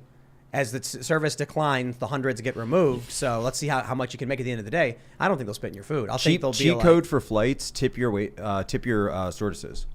Oh, okay. When you first come on, totally. Go to the Starbucks. Get like $10 gift card, $15 gift card right there in, while you're waiting to go out in the terminal. Just walk on. Even if you only give it to one, right? They'll tell the others, and they know where you are. Right, and I guarantee sure your flight will be way And when you better. go to the bar, tip the bartender before you start ordering drinks. Yeah, because then they love you all night. Yeah. What do you think would happen if you were sitting on a plane and the flight attendant came over and said, "Sir, I'm sorry, you have to wear a mask," and you just handed her a $100 bill instead, and being like, "Oh, I'm sorry, here you go," and Here's I'm sorry, mask. they need to wear your mask. Yeah. Right. When I was waiting tables, George Washington a lot need of to wear a mask? other servers would Ben Franklin? parrot this thing you're saying that black families would not tip well, and I hated it. And so I There's did a stereotype. Yeah, I one time I had like a family of like 5 or something. I think I'm remembering this relatively clearly, and they're black people. I don't even think their skin was like darker than mine, whatever the hell that means. I'm not white, by the way. I'm pink. So these people, I was like, I don't care. I'm not playing this game. I gave them the best service I could, and they didn't leave me a good tip. It was really bad, and I just thought they didn't have enough money. I didn't care. It wasn't racist. I don't care. If you can't afford it, you can't afford it. You pay, it's a tip. It's extra. It's not meant. Yep. My issue is that you get many on the left saying if you can't afford to tip, you can't afford to go out to eat. And then I'm just like, I was thinking about that, and I was like, if you can't afford an electric car, you can't afford to drive. There you go. That's right? fair. So all the environmentalists who are like, gas is destroying the planet, that's my response to them. Look, climate change is bad. If you want to enact policies over climate change, then you got to put up or shut up.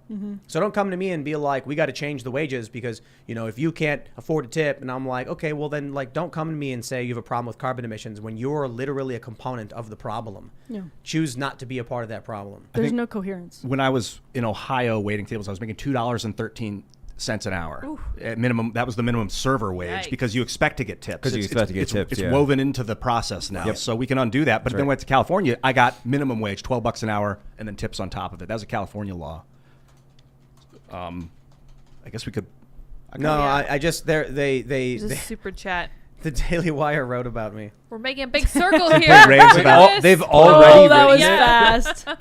Absolutely fantastic, brilliant. One of the funniest commercials. I think you might have actually said all that stuff. Yeah. I did say all that stuff. Yeah, Here, I The second it. Daily Wire Well done, knows Tim. the I power haven't seen of the commercial culture. yet. I was talking to some of the So now Daily they're Wire people. so now they're going to write an talking about article. them. Tim Pool raves about Yeah. the Daily Wire's reporting Yeah. of the Daily It's a Wire. big circle. I'm looking forward to it. And here's media bias in a nutshell. What is the byline there? The author of the story, his name is Tim. Ooh, they know what they were doing. Yeah. Timception. Okay, I Tim gotta, on Tim Action. I gotta wonder. Hold on, Timception. I'm wondering if Jeremy or Banner or somebody at the Daily Wire saw my video this morning and then came in and said, "Can someone write this up because Yeah. it's free advertising for us? Yeah, so yeah. let's Yeah, of shout it course. out." Oh, totally, yeah. Or maybe this Tim Meads guy was like, "Hey, did you see Tim did a video? Can I write this up?" His and they were name's like, Tim "Yeah, too. yeah." I will groom with that thing on air if you send me one. Yeah, let's do it. Groom with Well. Jeremy's razors. Perfect. Yeah. Shave. Let's do it. Just Sounds like some QAnon stuff. But don't. Well, but if I'm an actor. if you get caught, hopefully you get Judge Ketanji Brown Jackson That's right. as your. Yeah. Oh, so she'll- Ketanji she'll, Brown. she'll give you Yeah. a lighter sentence. Emily, That's you've right. been following. So you think she's legitimate? Ketanji Brown? Yeah. Would define legitimate. Well, do you support her for Supreme Court? No. I mean, I think she's an activist. I think she's an activist judge. And it's an interesting question because the Senate's sort of caught in this period where there used to be courtesy votes in favor of a president's nominee, right? And then they got away from that. And so now you still have the people like the Mitt Romneys of the world and the Lindsey Grahams of the world and the Susan Collins of the world who think, if somebody is qualified, we give them the courtesy vote. They're the president's choice, et cetera, et cetera. But nobody on the left or the right. I mean, that's a minority position on the left or the right, and the left and the right will pretend that's the consensus position when it is favorable to them. But this is a case where you have very much an activist judge. And you have this questioning process. It's sort of a given that she's going to be confirmed. But the questioning process is being treated as though in a number of different ways. Like I sat down with Marsha Blackburn last week and I said to her, there is a 100% chance that next week you are going to be called a racist. It is inevitable that whatever you say in your questioning, you are going to be called a racist. How do you respond to that? Is it time for Republicans, and I actually mentioned Ron DeSantis, to start flipping these questions, to start changing the narrative, and to stop accepting the premises of these questions? And I think we see a little bit of grappling with that on the right. You definitely see it in DeSantis. You definitely see it with Trump. But I'm not sure that everyone has fully gotten to it, because when you look at what happened with the Kavanaugh confirmation hearing, as has been invoked by many senators just in the early days of Judge Brown Jackson's confirmation hearing, it's night and day. I mean, it's incredible how you have Dick Durbin coming out and saying some of the questions to Judge Jackson have been, teetering near the line. And I was like, well, what the hell were you guys doing with Kavanaugh then? What were you doing questioning Amy Coney Barrett's faith? What were you doing? What was the media doing when they were talking about whether she might be a racist? Because Ibram X. Kendi, best-selling author, Ibram X. Kendi, extremely powerful author and commentator, Ibram X. Kendi, comparing her to a white colonizer because she adopted black children. A little bit close to the line there, Dick. Yep. I was speaking at an event, and we opened up for questions, and Styx Hexenhammer was coming in via Zoom, or what wasn't Zoom at the time, it was Skype or whatever back then. And someone asked a question about defending an individual for something they had said, and the individual was like a white nationalist or something. So it felt kind of like a woke journalist tee up to write about. And as soon as it came up, I was like, "Are you referring to that guy who's who has been reported to be a white nationalist? Is that what you're trying to ask about?" And then Styx immediately came in and he said, "We shouldn't dismiss people based on opinions that aren't relevant to the conversation. We should answer to the topic that's being brought up before us, so we can actually question the idea. We can't fall into that trap of someone being a bad person, and all of a sudden the idea they present is dismissed outright because the person said it's bad. Anybody could have an idea like 2 + 2 is 4. You know, what do they say? Hitler had a dog too, right? And I just thought that was like an excellent response. So, you know, bring this up when we're looking at what's happening with the media trying to accuse you or smear you as being racist. It's just, you have to completely disregard it as unserious and irrelevant. But the problem I think we have is that many Republicans care more about the opinion of the New York Times than their own constituents. Yeah, they still do. And that is what is confounding. And because, so, yeah, go. No, well, I was just going to say, so you've seen Senator Hawley, right, who's really done the work. You know, that's the new phrase right now, do the work. He's actually done the work of digging up her record on these lighter than required sentences, lighter than suggested sentences for child porn offenders and child porn distribution. We should probably talk about this issue because she's bringing up, you know, saying, well, it's different now. These laws were written during a time of child pornography distribution by mail, and so it was harder to accumulate such a large volume of it. And so because of each instance of possessing an item of child pornography, then it meant that person was a more serious offender. But because of the internet now, it is easier to accumulate large volumes, and so it created what she called a disparity in the system. Whereas, you know, I think most normal people looking at that would say, well, doesn't that just mean it's easier to victimize children? So we should probably be harder against it because it's so much easier to victimize children with child porn other than when it was in the past, and you had to do this very surreptitiously. And it also strikes me to that point as what you just said, that's a very activist argument, right? If you don't like the law, it's a weird thing to be an activist for, to be completely honest. Right. You know, isn't that thing, you know, if somebody keeps talking about it, then we have to ask questions about why they keep talking about it. Well, why is this the one thing that she seems to be such an activist for, you know, apologizing? I'm so sorry that you're going to feel shunned now by society. You know, I think that, you know, you're a good kid and you only really need 3 months. I mean, it was just a couple of 8-year-olds. You're not that much older. This actually was something that she said during a sentencing at one point, that 18 isn't that much older than 8, so it's not that bad. Isn't there a recording of Hillary Clinton laughing or something, like a child victim or something like that? Yes. Yep. She was laughing? It was in court. Yeah. I would have to go back and look at I think she was involved. She was arguing a case in Arkansas, if I'm remembering correctly. She was defending the rape. She was defending the rapist. Right. Yeah. Yeah. But so the thing with even the people attacking Hawley admit that what Judge Jackson did was predicated on this distinction, just as Jack just explained. And yet you have the media, George Stephanopoulos, literally saying that Hawley's claims have been debunked by a fact checker. Debunked by a fact checker. That's a man who purports to be an anchor at a neutral news network, saying that it's been debunked by a fact checker, which completely neutralizes the argument to the public, as though Josh Hawley is some insane person who's peddling outright lies. But even the defenders, even the people who are attacking Hawley, are saying that what he said is accurate. They just say, listen, there's this argument in criminal justice reform circles that you really do need to give lighter sentences in these cases, that the congressional mandatory minimum is wrong. And so is there maybe merit to that argument? I don't know. Perhaps. I mean, it sounds like it has substance. If she wants to make that argument, she can run for Congress. Exactly. And she can change the law, because that's how separation of powers works. The legislative body is the one that's supposed to do that,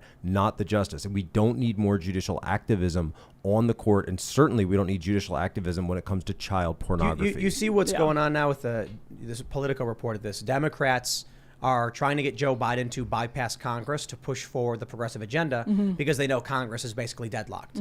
So it just sounds more and more with these activist judges that our traditional legislative system has failed a long time ago. I think most people agree this approval for Congress is just absolutely in the gutter. It's like record lows. So everyone's just sitting there saying, well, representative democracy for legislation doesn't work. Get a judge to just bang a hammer, or get Joe Biden to sign a paper. Well, and that's the right point here, because that's exactly why we have these super bitter Supreme Court confirmation battles. It's because the legislative branch has kicked the can to the judiciary and to the executive, because they no longer function as the legislative branch should. 100%. Yeah, it's actually really, really scary. I mean, when was the last time that Congress declared war? Right. World War II. Yeah. Right? World War II. Yeah. Was it really? 1941. Yeah. Wow. It's scary. Following Pearl Harbor, right? So I think the 9th Yeah, I mean, we take for nice. granted how actually dysfunctional our system is. Like, obviously, we know it's dysfunctional, but we take for granted how deep the dysfunction is and how, like, actually foundational, fundamental it is to the way we operate as a country. Yeah, when we started the country, it was a bunch of private sector dudes, and their wives, who we barely know any much about, but they basically got together and started a new government. And it's like, I look at this poorly run government with a bunch of bureaucrats that are in there for life.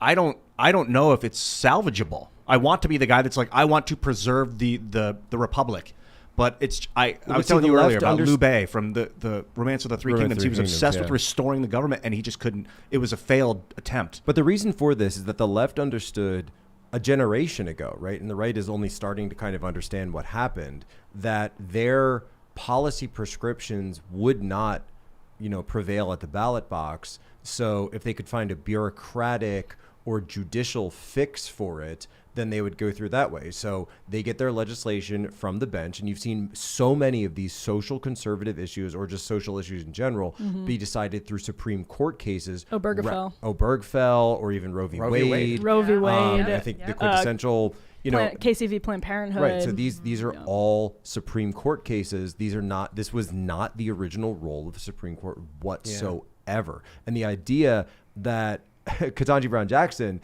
is saying this sort of stuff, she's actually getting upset that Hawley is calling these things into question, because to her mind, as a progressive activist judge, she believes that is the role of the judge, to correct what she sees herself as issues in the law, because of course that's how you correct it. That's what the judiciary is for, right? The legislative, that withered and died on the vine years ago. Exactly. Yeah, it's seeing that is baked into the role as people see it on the left, that like of course you're offering these corrections. That's what you exist to do, and it's a huge disconnect between left and right, but it's also just a huge disconnect between the left and the Constitution. Well, I don't think they much care about the Constitution. Oh, no, certainly, no. Regarding recovering the Republic, you had mentioned that if we were going to do that, it would be like we'd take the pieces of it that work and then create new things, or strip away things that are broken. Like, are there specific things you'd like to keep, and are there specific ones you'd like to Well, I think that Congress Congress abrogated its role of sovereignty a long time ago, right? And so, people talk about term limits, but certainly something needs to be done with terms for congressmen. I think I don't know if term limits are the right thing, because, if you introduce term limits, then lobbyists are just going to run things even more than they do now, right? So term limits aren't necessarily the answer. But you've also got an issue in the executive, because the executive, and Yarvin writes about this, where the executive branch has essentially and this is very Wilsonian. Wilson was very clear about doing this, growing what he called the, essentially the Leviathan, right? This sort of the organic state was what he called it. We call it the administrative state, or the permanent state, the bureaucracy, the civil service. So this idea that the academy and the ivory tower of the Ivy League would make decisions, and then the executive kind of responds to that through these independent agencies, and the bureaucracy is actually running the government. And so the Congress is there to just kind of rubber stamp those decisions. And this is where you get, a Dr. Anthony Fauci from, because he comes up he's not an elected official. Nobody ever voted for this guy. He's the most powerful bureaucrat in all of Washington, or he certainly was during the height of the pandemic. He would go on TV literally making pronouncements that would decide what your child could do in a local school, from DC. This was the complete opposite of how our system is supposed to work, and yet we all went along with it. The best was the double masking cycle. Where he got asked. Romney still does that. Double mask? Gosh. Romney still double masks. Fauci got asked about double masking, and they were like, isn't it common sense that 2 masks would be good? And he's like, yes, of course, 2 masks would be good. And then he comes out later having to, no, there's no advice saying you should do it. And then the CDC comes out and says, yeah, you should double mask. Yeah. Like, the idea of double masking just came from him off the cuff saying it makes sense to do. Right. Someone heard him say it and then typed it in and pressed enter, and then all of a sudden everybody was doing it. And by the way, masks are bad, and they're taking masks away from our first responders. That's right. And that's of course, that's what Fauci and the CDC and actually basically our entire federal government was saying. And again, these people do not understand, and they have not yet reckoned with the level level of distrust that exists in the public. But the big thing is, not only do they have to like reckon with that, they have to not see it as just abject bigotry, right? Like this is, anybody who disagrees with me is an idiot, toothless rube, bigot. They have to understand actually why people distrust them and understand that the blame lies with them. But that is what they will absolutely never do. Well, that was the point I mentioned earlier, where someone tweeted, you know, it's time to remind everybody that Brett Kavanaugh was credibly accused by Christine Blasey Ford and the Republicans didn't care. And it's like, no, it's because it was made up. It didn't happen. Why, you wouldn't need to put the word credibly in front of it if it was legitimate. Right. And it was like 30 years ago. Her own friend said she didn't remember it. Didn't even know if it was Brett. And they're trying to make it seem like, let me just tell you, man, Republicans. It was Squee. Remember Squee? Squee. Yeah. Let me just say naughty words on YouTube for a moment. He had the calendar. Yes, the calendar. Beers, babes. Beers with Squee. They accused a federal judge of being party to gang rapes, plural. Excuse me, not just they. Jake Tapper, this paragon of, we're supposed to believe that he's the most, right down the line, just calling balls and strikes. He had who on air, right? Michael Avenatti. Yep. Oh, yeah. And Julie Setwick was the client at the time. Yep. Come on, accusing Brett Kavanaugh, at the time a federal judge and going up for the highest court in the land, accused him of being a member of a gang rape frat during high school. In the pages and of the running New this Yorker. thing. What did they say? Like On air. They would line up outside of a room with like a woman inside, and they would go in and just take turns. That's insane. There's no evidence for anything like that, and no sane person would believe such a ridiculous story. But you know what, man? They just keep saying it. So I have to wonder how many people actually believe at this point what they keep saying. And this is a point that I've made about the riots in the summer of 2020. And I think it's a mistake the right makes sometimes, is that like we just are like, crazy people, et cetera, et cetera. But people rioting in 2020 have been told for their entire lives. So I was born in 1993, but even people younger than me, they have been told their entire lives that they live in a country that is dripping with racism, systemic racism, that it is evil. And they've been told this from every institution. Sexism, racism, all of these things are institutional. Their institutions are telling them that. And so what do you expect is going to happen in this country? You have to find a way to sort of like penetrate that audience, make that argument reasonably, because people have been indoctrinated to the point where they believe, and I think reasonably so, if all of your institutions are telling you this for years and years and years. Everyone is telling you this. Oprah's telling you this. Your teachers are telling you this. It's coming from everyone. I mean, yeah, you might riot. I mean, it's not right, but you can understand the sort of impetus for it. The party told you to reject the evidence of your eyes and ears. It was their final, most essential command. And if all others accepted the lie, which the party imposed, if all records told the same tale, then the lie passed into history and became truth. George Orwell. Yeah. That's why I just love it when Joe Biden's like, I was in a secure meeting with the military officer, said there's going to be a new world order, and they're like, that didn't happen. That's a conspiracy. Right. So you actually see it now. It's like somebody gets on the phone, right, and calls up and says, "Oh, you've got to get the fact checkers out." Someone. So a fact There's check a red is now phone at the New York Times. Right. So the fact checkers. That's actually, if you understand the NPC meme, the non-player character meme. So a fact check is actually just a software upgrade for the NPCs that you have to push out every time someone short circuits the false reality, short circuits the simulation. Like a patch. And they cut, right. So it's a patch that has to be pushed out every time one of the NPCs comes into contact with actual reality. Right. So anytime that Joe Biden comes out and says, oh, by the way, there's a new world order, and I was just talking to the secret military about this in this meeting, they have to push out, whoa, just so you know. Or, Josh Hawley comes up and said, hey, how come you were given all these, child porn traffickers, these light sentences? Whoa. We have to put out a fact check. And if you notice, and Lydia, you were even talking about this earlier, that in the fact checks, right, all the fact checks admitted that Hawley was correct. Yes, they did. But they just Fox, kind of Reason, you can go down they try to explain it away, it's very and yet they Everyone label does it as a fact check, Yep. and it never once says fact check true, because it was. They just say it's been fact checked. I included this. I did a segment earlier on the Joe Biden New World Order thing, and there's a website called Logically that is a fact checker, and they said, Ukrainian MP passively mentioned a new world order triggering widespread conspiracies. It was taken out of context. And here's what they did. It was amazing. It was actually, I shouldn't say amazing. It was amazing that they attempted to pull this off. They said, the New World Order conspiracy theory is very similar to the Great Reset. And the Great Reset conspiracy is just wrong. The Ukrainian MP was not talking about any kind of Great Reset. And I'm like, yes, she wasn't. She literally said New World Order. Yeah. But they just did this leapfrog where it's like, did the Ukrainian MP discuss a conspiracy about a Great Reset? False. While she did say she's fighting for a new world order, she did not talk about a Great Reset. That's the game they play. It's like, you're right. They are both similar in the extent that they're both the explicit ambitions of the global elite.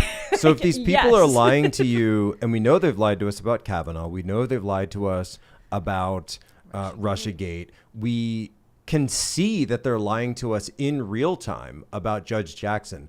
Yet we're told that we have to believe every single utterance they make about what's happening in Ukraine, thousands of miles away, where we don't have direct contacts unless you're going to these places like Telegram, like, using VPNs, getting other places, having to translate it to actually find out what's going on the ground. Yet we're just supposed to take that all as true.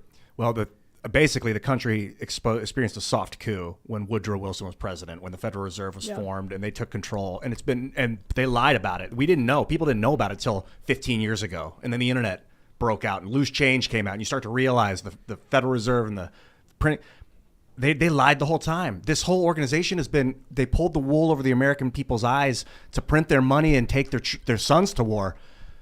So check this out. We talked about the value of a nickel on the show a couple weeks ago, and we read somewhere that it was like a nickel is 75% what I think copper and 25% nickel, and because nickel is skyrocketing in value, like the actual metal, that the value of a nickel is actually up. The value of a nickel right now is actually 10 cents. Now you can't destroy currency, but we're in this weird time where the legal currency of the nickel is worth less than what the actual metal is worth. Yeah. And so good luck buying nickels. No joke. Yeah. Go online and try and get nickels for your business. It's no wonder there was a coin shortage during COVID, because people were probably hoarding all of their nickels, because it's just nothing. I forgot why I brought this up. What were we talking about just a moment ago? Nickel, man. Let's go deep. Oh, about the Federal Reserve. Oh, right. The Federal Reserve. I'm just thinking about how currency became completely nonsensical. It used to be that you'd have silver, dimes, nickels, and quarters were made of specific metals that had value, and you knew that a quarter was a specific amount of that metal. Now, nothing makes sense. Pennies are made of like zinc. Yeah, copper-plated zinc. Copper-plated zinc. But nickels, for some reason, still have nickel. But now nickel's through the roof, so that's not going to make sense for much longer. Yeah. The Federal Reserve, at some point, I'm looking at these news reports about how the government was like, we hereby order all people to give their gold to the government. Just think about it was like 1933, right? Yeah, I think that's when it was. When they were like, you have to turn all of your gold over. Crazy. Imagine the government coming to your house and saying, you have to give us all your money. They're like, hey, Putin invaded Ukraine. You have to give us everything you own. Yeah, no joke. Support the war people effort. were just like, yep. Did you see this? Hitler was a big threat. Just seeing somebody come across that this thing that Tucker had tonight about the FBI and KBJ's nomination. Interesting. So apparently Tucker got an email that went out internally with the FBI in their LA office that the FBI's LA Women's and Black Affairs Committee held a nomination party for Ketanji Brown Jackson. The invitation reads, lots of celebrating. The party is set for March 23rd, so that's tomorrow. And in a conference, Christy Coons Johnson, the assistant director in charge of the LA field office, is the featured speaker. So they're actually holding nomination parties for a partisan political appointee of the President of the United States in the FBI's office. Didn't you hear that they had recently changed the name to FBDI, the Federal Bureau of Democratic Investigation? Oh, right. No. The FBI is totally neutral. Totally. Do not take sides. I also FBDIAWHR, the Federal Bureau of Democratic Investigations, and we hate Republicans. Well, it turns out we're all Republicans. And James O'Keefe. Because we live in a republic. No. Oh, yes. No, we're all Republicans because we're all irredeemable bigots. Oh, yeah. That's it. I think literally we all live in a republic, so we're all Republicans. Yes, You'd but think. Except, as Stephen Marsh pointed on the show, half the country is a multicultural democracy and the other half is a constitutional republic. Well, and they can't multicultural coexist. Democracy of Republicans. That's actually a great point. Yeah, half the country doesn't doesn't believe it or even acknowledge the constitutional republic, right? I remember, talking to people who had gone like to public school, a friend of mine when I was, still working, they would say, well, did you know that we're actually not a democracy? And I looked at them like, yeah, I mean, obviously, right? How could you not know that? But they're like, but my whole life I was taught the United States is a democracy and we need to be a democracy. So we need to get rid of this constitution thing. That's what they're taught. Whoa, who was that? It was just a friend of mine growing up. Oh, okay. Wow. But had been through this completely separate educational track than I had been through. I was all Catholic school. She was all, public high school, public grade school. And was a very upset and emotional over the fact that she found out later on that actually, in fact, we were a constitutional republic. I went through a phase where I really disliked the House of Representatives just as an institution, and I thought they were getting bribed. I mean, I still don't like that they're bribed. They're soft targets. What do you mean? We That's all not a still phase. don't like That's not a them. phase, Ian. They are I was getting like, bribed. repeal. That's real. Get rid of the House of Representatives, and Mike Gravel was like, that's going a little too far, Ian. I went through a phase where I drank water to survive. Oh yeah, me too. I'm still in that phase. Were you breathing air too? But I've thought about it. Wow. what it came to is like I like the Well, like all the institution. I like the function of the republic. Just that there's a stopgap between the citizens and then the legislators. But I don't think they need to be people. I think it could be like organized mechanically with like smart contracts and things. Right. Because the people are just too vulnerable. It's a vulnerability in our system. They get bribe. And even if they have term limits, the new ones are going to come in and get bribe. Yeah, they're going to keep getting bribed. So it goes. But, I wonder if it's many of these members of Congress just don't know. They have no principles. So they're simply looking at what gets me elected. The principle's power. Is it right? Yeah, it's fascistic Right. across the board. I don't care if it's majority of Republicans, save maybe like the Freedom Caucus, a few Republicans. Almost all of the Democratic Party just basically are like, all that matters is power. Mm-hmm. That's it. Well, Mitch McConnell. It's the Mitch McConnell governing philosophy. It's not about any ideological agenda. It's about maintaining power for the Republican Party. And that is great for the lobbyists. It's great for the politicians. It's great for that class of people. But if you don't do anything with that power, it completely is telling that you actually have no... Who's voting for this No, guy? but this And is Lindsey actually Graham, too. This is actually what is confounding a lot of our policymakers when it comes to Russia, because they say, well, we're going to go after the oligarchs because we assume that the oligarchs control Russia the same way they control the United States, right? So they think, well, in the United States, if we just went after the mega donors, then obviously the politicians would have to do what we want. So they try to craft their Russia policy based on how the United States government works. But that's not how the Kremlin works. And that's not how, like, Vladimir Putin doesn't answer to his oligarchs. They answer to him. It's completely separate from the way the United States works. So when you look at the way that they're lashing out at Russia, it's actually more revelatory in how the United States system works, because they assume that's how you can put pressure on the Kremlin, because that's how you would put pressure on the President of the United States, on the Congress, on the Senate, etc. Super the short-sighted. donors. And that's what they did in Afghanistan too. They set up an American-style government, and then when they pulled out the American-style people, It's called the liberal world order, bro. It's a tribal country. No, it is. Yeah. The CFR, U.S. the CFR rules-based website economy. that I pulled up, the CFR website I pulled up, the Council on Foreign Relations said the World Bank and the International Monetary Fund are how they implement their liberal world economic order. So you go to these countries and say, we're it's a bribe, essentially. We're going to give you money for development. We're going to give you this big loan, but that means these countries become beholden to their debt holders. It rapidly modernizes a country.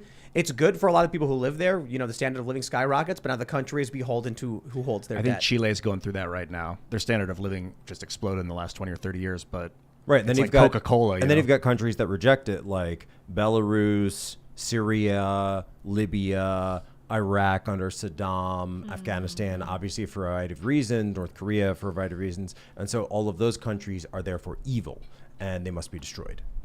Let's go to Super Chats. It's time. If you have not already, smash that like button, subscribe to this channel, share the show with your friends, and go to timcast.com. We're going to have a members-only podcast coming up at about 11 p.m. or so, and as a member, you will get access to that website. Now, I've seen some Super Chats and comments from people who are saying there's weird issues happening with their membership. Yes, I apologize about this. This has to do with the way PayPal works, and it is an issue for us. So we've been... I don't know if I should say too much, but we're working on an alternative system from companies of people you know and love. I don't want to say too much. Timcoin. Because we're trying to create a more resilient system it's in line with what a lot of companies are doing, finding alternative ways to secure memberships and payments. If you're having an issue, just email members@timcast.com and we will get to you. We're not a very large company, but we're growing, so it may take us, a few days, but we're trying. And I apologize if there's issues we can't get to, but we're trying to create a new membership system. So it will only, like, if you're already a member, you don't got to worry about anything. Some people are dealing with this issue, which is through PayPal.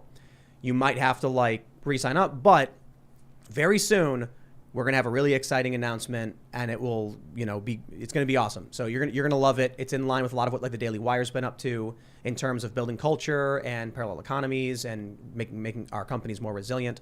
So stay tuned for that. And again, apologies for the issues that people are experiencing. We work very, very hard. We are about 30 employees. Maybe soon, we'll be very, very big with your help as members. So be a member. Let's read some super chats.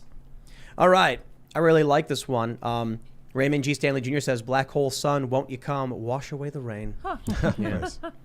They're all just Soundgarden fans. They're not Nazis. Yeah, that's They're right. just Soundgarden fans. Right. Well, so here we go. The Physicality Channel R.I.P. says, Chris Cornell. So Timcast fell to Russian propaganda, which uses the same methods as the left when it labeled MAGA people as Nazis. Ukraine is not a Nazi country. Putin started the war in 2014 by invading Crimea. It sounds like a comment from somebody, and with all due respect, I don't think you watch this show.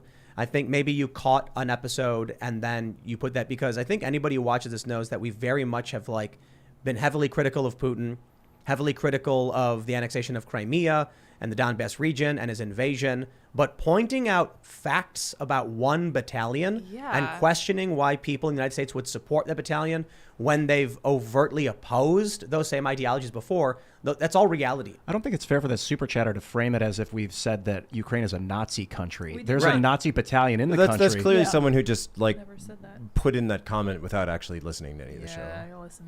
JM says, "You guys should try to get the lead singer from Muse on. They just dropped a banger of a song. And also, I love you, Ian. Keep spreading those good vibes." Matthew Bellamy, I am a huge fan Matthew of Bellamy, Muse. that'd be awesome. That'd be awesome. But I'm not sure if they're, if Muse is woke left or whatever. Well, based on their songs, I don't think they care for the government. Well, yeah, but I think something happened where I think Glenn Beck used a song of theirs. Yeah, it used to be his intro was Muse. Yeah, and then they came out and said they denounced him and said the right stole conspiracy, the left used to do it, and I'm just like, Muse. I can sum up Muse. It's one of my favorite all-time favorite bands. I can play a ton of their songs on guitar, but the way I describe Muse is, I love you, but the government is taking over. Yes.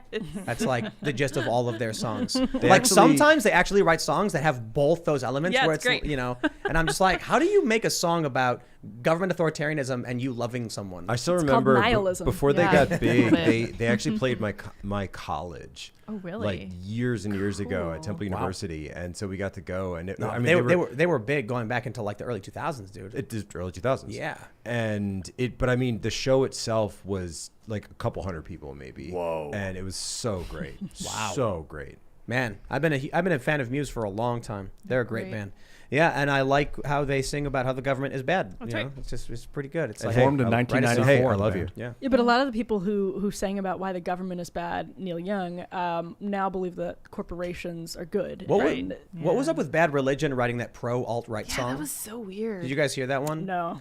It was. I don't know if they were trying to be tongue-in-cheek, it was critical of the alt-right, but it's literally it's called "The Kids Are Alt-Right," and the song has it's pro alt-right. I don't understand. Well, there's only that one Who insult song, in "The it. Kids Are All Right." Right. They're making it. The Bad Religion wrote a song called "The Kids Are Alt-Right," and in the song, he's basically just advocating for the alt-right. Whoa.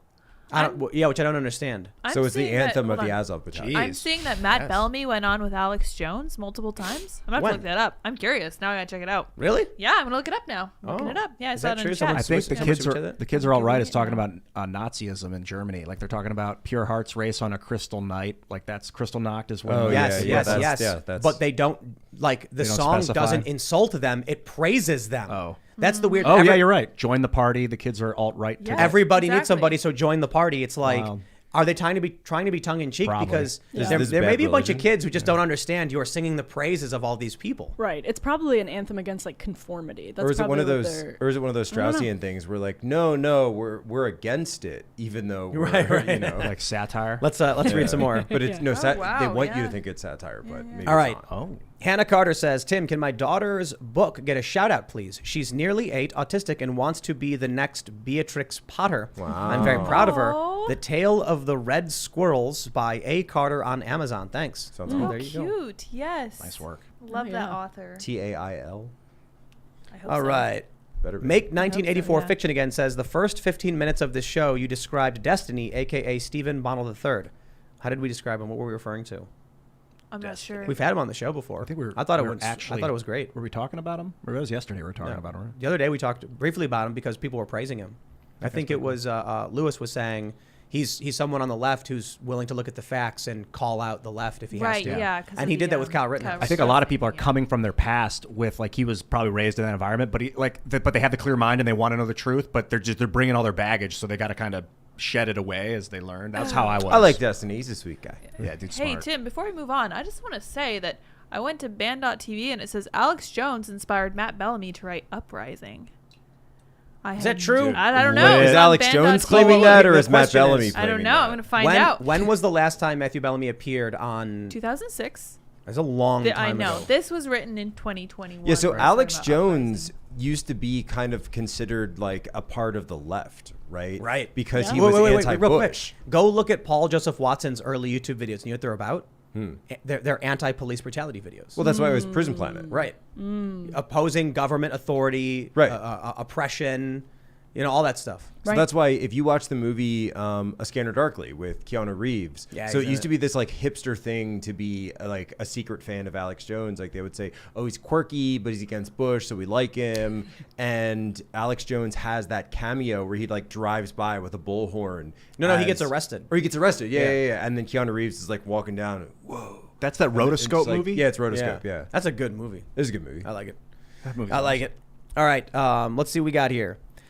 Dennis Gregerson says, is the senator from Hawaii, Presley, going to ask the nominee if she has ever been charged or suspected of harassment? Apparently she asks every nominee, or so she says. Maisie Hirono. Yeah, is that her? Yeah. Maisie Hirono. Is she going to ask that? Crazy So amazing. Smart. Yeah. I don't know. Probably not, because again, you're making yourself vulnerable to accusations of bigotry and sexism, which, God forbid, Maisie Hirono ever approach that line. Right. All right. Fluffer Boy 2004 says, Oh boy. do you think the Daily Wire will start producing music? Jack, stop sending in comments. That wasn't that. I was logged in That's to a the long other. time ago. Okay. That was an older. You know, the Internet. approach we've had for like the cultural stuff has been, we've done we've done 4 things. The Daily Wire's doing movies and they want to do shows, and I actually have a really good idea for a joint show with the Daily Wire. And I was like mid-show, I literally hit up Dallas and I'm like, I got an idea. Dallas is great. So we've been talking to them. They want to do a show, but I think I have the perfect show, and I'm not going to say anything just yet. But we've done a few things. We did Tales from the Inverted World, which is murder, mystery, paranormal investigations. And the new series we're working on apparently is absolutely off the wall. Season 2, the next book we're doing in the next series of podcasts. So Shane Cashman, who's our investigator and writer, he went down to the Georgia Guidestones and was like checking it out, and he has like pictures. There's like people dying. And he went down there to look for the lost Confederate gold. So there's like ghosts. There's apparently threatening. I can't say too much because I don't know about the legal issues, but there are threats. People do not want this investigation. So this is not overtly political. It's like fun mystery, Right. true crime-ish, murder. People are Sasquatch. dying. It's fun. So then we've also done Pop Culture Crisis, which subscribe to Pop Culture Crisis on YouTube. Good This is show. Pop Culture Show with the crew, and it's hosted by Brett Dasovic. We've done what was I going to say? The other one was we have Chicken City. Of course. Chicken City is just a live stream of chickens, and It's really good, by the we way. got monetized, so now you can super chat and play sounds. But we're going to be building that up. Chicken City was also great, by the way, if you have pets that stay home by Yes. themselves, because dogs will just sit and stare at that for They do. hours. Yeah. They love They it. love Cats it. do And the too. chickens Really just love bug, it. bug, bug. But we're also Yeah. doing music. And so I feel like the Daily Wire's gone this traditional route where they're doing movies and shows and stuff. And we've gone more of the digital route Yeah. with like YouTube channels like Cast Castle and Pop Culture Crisis. And so I feel like, I want to see what they're up to, because we're very much interested in doing shows, but that's not our area. And so we talked with them and they were like, we'd love to do a show with you. So I have an idea for a show that I think is a really good idea for a show. Yeah, I think I know what you're talking about. Think X-Files. Yeah. But I can't say too much. And that's the realm where you need the sort of creativity and innovation, because the music industry, much to the chagrin of some huge artists and for some good reasons, actually has been democratized. So there are a lot of like really heterodox artists making music that you can find on Spotify, because the barrier to entry has been lowered significantly, and that still doesn't exist in like movie theaters or on cable TV.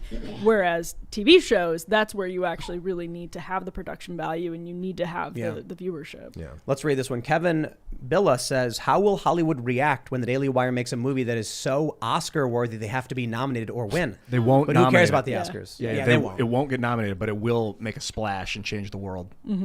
All right, Dragon Lady says, Tim, in your first episode today, the Next Generation episode with Picard proving Data sentience is measure of a man, not make. Thank you for the correction. The one with the Romulan grandfather was the drumhead. Thank you for the correction. Sins of the Father was about Worf's family. Great Freedom Tunes today. Love your Fauci.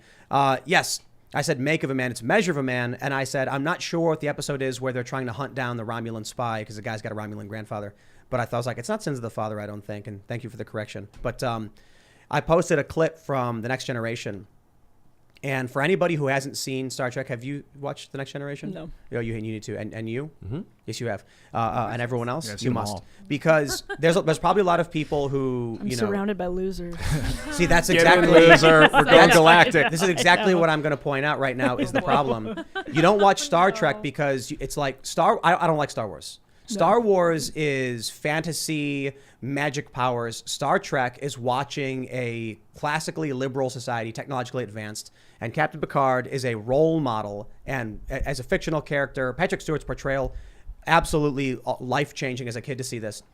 There's a scene I posted because we were watching it before the show. Posted it on Twitter. Data's an android. He creates a daughter. He creates a new version of himself. He's the only android in existence. So the Federation, there's an admiral, and he's like, we have to seize it because it's too powerful of a technological advancement. And so he tells Data to give up his kid, and Data says, this is my child, and I have a duty to my child. And the admiral says, then I'm ordering you to give up your child. And then Picard says, belay that order. The admiral goes, I beg your pardon, Data, and then Picard goes, Data, stand your ground. And then the admiral says, you are risking your command and your career. And Picard smirks and says, there comes a time when men of good conscience must disobey orders that are unjust, or something to that effect. And he says, for this, to compel a man to give up his child to the state, not while I'm captain. And I'm just like clapping. Classical liberalism, civil libertarianism, all of those values. Telling your commanding officer that I will sacrifice my career, my command, and everything to defend one person's rights and their freedoms and liberties. Oh man, that show is just gold, and I wish we had one of something many like it episodes where in real life Picard would immediately be relieved of command. Right? Yes. Yeah, obviously the worst captain in Starfleet. Everyone knows Sisko. Well, Sisko is by far the best commander. He was great. What's the one where he stages the false flag? You know what I'm talking about? With the Cardassians? Yeah. I can't remember it. But I will say, I know, right? to the writer's credit, you're right about him being relieved of command. In the episode, before anything can happen, there's an emergency call, and they rush to the lab where Data's daughter is dying. And so the admiral is then desperately trying to save Data's daughter and says, I'm sorry. And that's what prevents it from escalating beyond Picard. I think part of what made that show but so phenomenal. in any real Navy, Picard would be relieved of command. I mean, he's violated the Prime Directive how many times? He ever became in command of any Patrick Stewart was a starship. Theatrically trained actor. He had massive stage presence and knew how to project the entire sound stage. So he was commanding with his voice, correct. Yeah, not just his rank. Yeah. You look at Janeway, and I felt she had such a weak voice that if she's down the hall yelling, commanding orders, it's like, well, she's just silly. Where you have Nobody would ever Picard, it was like. I thought they weren't. Isn't it? They didn't command with isn't their it Shatner's voices the birthday? way that Picard did. Isn't today William Shatner's birthday? Oh, happy birthday! 91. All of the 90s 91, era Star yeah. Trek shows were good. Voyager just was like a C+. I thought they were 90s so. rocked. Was it? I didn't see any of them after I tried. I'm an Enterprise fan. I will. It's not a bad show. Prequels. Die on that hill. I wanted just to don't like wanna watch it. prequels. Excuse me. It is not just a Bacula's prequel. genius. It is also far in the future. Hey, I think I found out that Alex Jones was not in A Scanner Darkly, but in Waking Life. No, Is he's that in both. He's in both. They're Yeah. both Richard Linklater films. Yep, Okay, he's in cool. both. Huh. Yeah. Weird. All right. Let's read Anyway. some more. We got Kristen Himmel says, Tim, we need to stop supporting the woke corporations that hate our values. There's an app called Public Square. Public Square. that is fighting against this and has a marketplace of over 4,000 businesses that support conservative values. You should interview the CEO, Michael Selfert. So I actually know about Public Square. Recently got acquainted with them. It's amazing. So it's basically like, I kind of describe it as like Nextdoor, but for companies that don't hate you. Yay. So you can download it on, whatever your platform you have. They're both on Apple and Android. And you can go in, and if you just want something like, hey, I want to go to a restaurant that's all locally sourced, you can do that. Mm-hmm. Or you can find whatever service you want. You can plug in your address. You can find ones that are in your area. And if you are like someone who wants to be listed on something like that, you can just, put up a thing for free. Public Square is actually really, really cool when it comes to that stuff. And this is just something that obviously should exist. Yes. The Wrong Writer says, a free man thinks rules are followed. A slave thinks rules are enforced. Did you guys know that since the New York Times took over Wordle, you can't put the word slave in? I did not know That's that. scandalous. So for those that don't know what Wordle is, you get a 5-letter word. I you thought got of a 6 tries. response to that comment. The slave one? No, the guys. Oh yeah. Well, what's your response? My response is the shopping cart theorem. Yeah. You familiar with the shopping cart theorem? There's the shopping cart test, but what's the test theory? The idea being that there are people who will put the shopping cart back, and there are people who will not put the shopping cart back. You suffer no penalty for not putting the shopping cart back. You will incur no fee or fine. No one's ever going to come and chase you down and indict you for this. And yet you do it because you are an upstanding member of society, and this is the rule. However, there are people who will not put the shopping cart back, and they are the ones who, because of them, we require law enforcement. Hold on. What you're missing from that is that the shopping cart test is it's a minor inconvenience to you with no reward, right, but also no penalty. Right. But it's the right thing to do, right, to return the shopping cart to the corral. However, you go to stores, and what do you see? Shopping carts are everywhere strewn about. And that's our society. I worked at a grocery store and was the bag boy and cashier and all that. I would collect the carts. Yeah. I always take the carts back. It feels good to do a good deed for another person. It does, especially when right. But that makes you efficiency. That means you're a good citizen. If you can give a little and that other person gets a lot out of it, that's a valuable trade for you, even if you're never going to see that person. But Ian, not everyone in society believes the way you believe or I believe. Because they are not good citizens. And because of people who are willing to forego that inconvenience as a detriment to society, that's what then necessitates the rules and the enforcers of the rules. Okay. Well, that's the John Adams, if men were angels, right? No government would be necessary. Right. But that is, it's sort of a cliche, but true. Sorry, libertarians. Yeah. Joshua LeBlanc says, about time Emily is on the show. Yes. Federalist Radio Hour is great, and she killed it on Rising. Cool. Well, thanks. That's so nice of you. Is this the first time you're on? Yes, first time wow. I was on. I appreciate the shout out for Federalist Radio Hour because it's a daily show like what you guys do, and you guys know that's a lot of work. It is. Oh yeah. When do you do your definitely. show? What time is it? I mean, I pre-tape some, I do some the same day, so it's just kind of a constant grind. But you guys know that. Does it always go up at the same hour every day? No, okay. we just. I mean, it usually goes up around 5 p.m. Okay. Yeah. Cool beans. Yeah.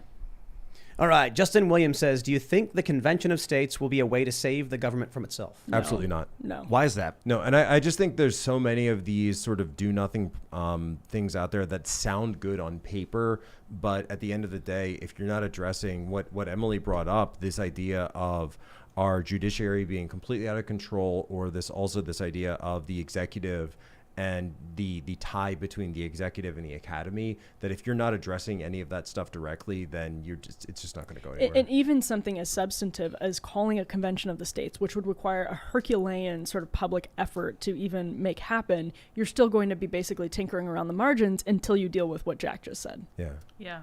Like the president could just be like, no, we're going to override anything the convention said. And the administrative state, I mean, we just talked about it. I mean, look at what the education department does. And what you just said about the Fed. Yeah. Right. This is a century in the making. More. Yeah. Or, potentially more. Yeah. All right. Explant X says, Ian, did you get the book I sent you? The Book of Antithesis. It's an occult grimoire of real magic for D&D Dungeon Masters. It's now available in the U.S. web store from the Lamentations of Flame Princess. Don't mess with the cult. Don't do Love it. Don't do it. Do not mess with the cult. No, stuff. 100%. Don't know if I got Absolutely that or not. Yep. I've been wanting Do to not do screw around with such things. I've been wanting to do a D&D based on Like D&D, fine, sure. No, all but day. I'm like- all into demonology. No, I no, think no, I wanted- his story made them evil, but they're I not wanted actually. to do a D&D based on modern politics. So it's like running for a campaign instead of fighting dragons, and so it's what they did with Podesta and They came up with a game for Yeah. the 2020 election. right. So I'm like, I would love to play a game like that and film it. Ever since I read that, they war gamed. Didn't they have Trump declared martial law or Yes. something? And Oh, it got nuts. But it would be got so hilarious. It would be like, Ian could play as Hillary, and he'd be like, I'm gonna run in 2028, and like, looks like Skeletor. critical but success. critical. It rolls a 20. I got plus 80 to my roll because I'm familiar with the Council on Foreign Relations. But that would be hilarious to film. We should do that. Should call it the liberal world order. The liberal world Oh, order. yes, Yeah. you should. Yeah, I like Yeah. Seamus can be Trump. that. Yeah. That'll be fun. And then we'll just see how we should do that for 2024. That'd be fun, yeah. Yeah, we should That'd be do it. awesome. That'd be great. All right, let's see what we got. Elijah J. Kramer says this group is always high on free speech, and I think all would agree it's a cornerstone of our republic. Why then do I not see any of you on Gab? It's the only true free speech platform. I'm on Gab. I'm I on posted Gab. on Gab last night. I don't post on Gab all that often. I don't don't. post, but It's I'm on. tough because you got to go to every network and post on every network That's the separately. challenge. Facebook, Twitter, Well, Lines, Gab. and this so is- my tweets auto post to mine, so that's been simple for me. I mean, I understand the necessity. Like, I post on Twitter because it's helpful to sort of amplifying the message. But I talked to, at the time, the CEO of Parler about this. You cannot just replicate these evil secular platforms without changing the addictive functionings of them, right? So like you cannot just come up with Gab or Parler or Rumble, all of which I think are great sort of test balloons, or Rumble at least I think is a good test balloon. And I think Parler was as well, that sort of are saying, well, look, there is a market for this, do it better and you will attract customers and you capitalists can take your money. But we can't just do that if we're replicating the mechanisms that keep people sick and addicted and depressed on different places. And so I'm already on one of those. I don't feel the need to do it more than once. Yeah, I think if Rumble, by the way, if they're able to integrate Rumble with sort of some of the stuff we're talking about with like Daily Wire and streaming and some of these things, that is going to, because Rumble is obviously already fantastic, but that you get that integration going, that would take it to the next level. And I think Rumble needs a kind of like Twitter, yeah, a micro-blogging function. It would make them huge. Yeah. It's oh, hard yeah. though because that's what when YouTube forgot to do. I thought that's was what they were integrate kind a little of Twitter doing function with, in the early days. with locals. the challenge is, yes, but the challenge is when it gets too cluttered. Right. So a lot of people tell me Minds is too cluttered. Yeah, it's like trying to do Yeah. everything at once. You got to, Right. and lots of buttons and stuff. Once you figure it out, it's phenomenal. But it's just a high learning curve. Yeah. All right, let's read this. Sequitur Tenebris says, quick PSA if anybody else hasn't done it. A major tornado just went through the lower 9th ward of New Orleans. Major damage and loss of life. They don't have enough ambulances. Man, sorry to hear. I hope everybody Actually, is okay. my producer at Human Events Daily, actually, she's from Louisiana, and she was saying that her family got a tornado warning earlier today. Oh, Wow. So, okay. yeah. I hope they're good. That's awful. All right. Wicked Liss says, a series you should do, Tim, and maybe with Seamus, is create cartoons explaining how government works, a.k.a. old cartoon, I Am Just a Bill. Seamus actually has a show, it's Common Sense Soapbox, I think, Yeah. With, that he does a lot FEE, of, yeah. with FEE, basically does that. Yeah, it's Yeah. great. All right. Hamrod says, Dan Crenshaw is not establishment, guys. YouTubers are. Yeah. What is that? See it? I can see it. Was that a reference to something? No, I think we're like. Is that I sarcastic, don't know. maybe? I guess. We invited Dan on the get it. show, and he said yes, and then he said no. Yeah. changed Not his mind. surprising. I mean, I think it's trying to make this point that YouTubers who decry cancel culture, rightfully so, are in some ways very much like they have become very powerful. That doesn't make you establishment, and that's a huge mistake I think that people make. Although it's an easy one to make. If you're establishment, you're beholden to all of this infrastructure that includes special interests. And if you're a YouTuber that's really powerful, I mean, you have to maintain the trust of your audience, and that's a very different thing. All right. Ryan Brown says, if you think the fourth turning is real, then look at the Rendsburg prophecies. It's very detailed and geopolitically accurate from 100 years ago. Interesting. Cool. You know what's fascinating is the story of Baron Trump from the 1800s. The underground, what is it? The underground journey or something? It's got to be fake. I don't know. Yeah, what is Yeah, this? I know. Like, it can't be real. Can Ingersoll Lockwood or whatever, was it the Right. name?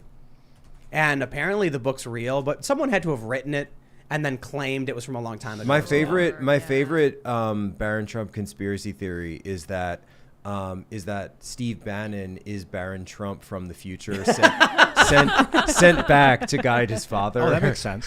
So like Baron. It's called the Baron Trump novels from 1889 Yep. and In the novel, hold on. In one of the novels, Trump Castle on Fifth Avenue is attacked by socialists and anarchists from the Lower East Side of Manhattan. That's actually in the book. So weird. This is not real, is it? So weird. They remained obscure until 2017 when they received media attention Of for course they did. perceived similarities between There's a meme of Trump from the 1980s. The meme just goes, Donald Trump 1980. Why did time travelers keep trying to kill me? I'm just a real estate guy. Yep. Oh, I'd love to see people on the Lower East Side riot. That'd be fun. Yeah, I'd get on board with that. Without locking They over wouldn't the do it. eyes. I'd pay There we for go. that. Lysandra and Dreamwalker says Star Trek Deep Space Nine in the pale moonlight. Boom. Talk about a good Boom. TV show. Boom. I just haven't been able to get into it. You guys like Deep Space Nine? Did you watch this episode? Did No, you no, I watch don't think all so. of So- Deep Space so- I don't know Nine? about It's the that. only Star Trek series where there's like an actual war. Yeah. So the Federation's like basically losing, and they Yeah. need to figure out a way to get the Romulans to join their side in this war. So they stage a false flag attack against the Romulans. That was the episode, dude, it's right. crazy. It came out when I was younger. It felt like too political. It was a lot of talking, not Yeah. enough like laser beams and But it's frozen actually dudes it's and actually That's the why I'm opposite. telling people, It's man. Next Generation is far more political Yeah. than Deep Space Nine. Deep Space Nine is says Roddenberry didn't like interpersonal conflict, and so that's why when you watch TNG, it's this very like sanitized culture that no actual like anyone who served in the military would ever find anywhere. Because he didn't allow there to be interpersonal conflict between characters on the ship, because the Federation is this enlightened, progressive culture. You can see it in the way they stand, and so, too. Yeah, exactly. And versus, but there's also like children on the ship. Like it makes no sense. I feel And- strongly that I am not drunk enough to have this Yeah, conversation. Dude, and you're then, gonna and then, love and Next then Deep Generation. Space Nine, Yeah, but Deep that's Space fair. Nine was the first one that came out after Roddenberry died, and so probably wouldn't have allowed it to come to pass. And it's, you know, they're on like the fringes of the Federation, and that there's a wormhole, and a war takes place, and it's just this like, it's this kind of almost a merging of sort of the Star Wars type of plot line, but in the Star Trek universe. Are they able to open Star and close Wars the wormhole? Is too. Can they open and close the wormhole at will? No, it's just open. That's no, it's just open. dangerous. Yeah, That's it the first episode. Are they on the other side of the wormhole too? Like they have another outpost over there? Well, They're- that's part of the show. Yeah. But basically, a powerful alien race from a different quadrant is able to gain access, and it's more powerful than basically all of the typical, Star Trek races you're familiar with. So the Federation losing, they have a conversation where, like, if the Romulans, who are longtime enemies of the Federation, would join the Federation and the Klingons in the war, they could win. And so the Romulans are like, no, we're going to team up with the Dominion. They're going to offer us favorable deals, conquer you guys. And then they have this conversation where they're like, you think that once they conquer us, they're going to spare you? And they're like, we'll see. So the Federation stages a false flag attack, killing a Romulan senator, blaming it on the Dominion to force them to enter the war on their side. Yep. Bro, talk about good TV. Like this, if you're into the stuff we talk about, you will want to watch Star Trek. The Next Generation, at least.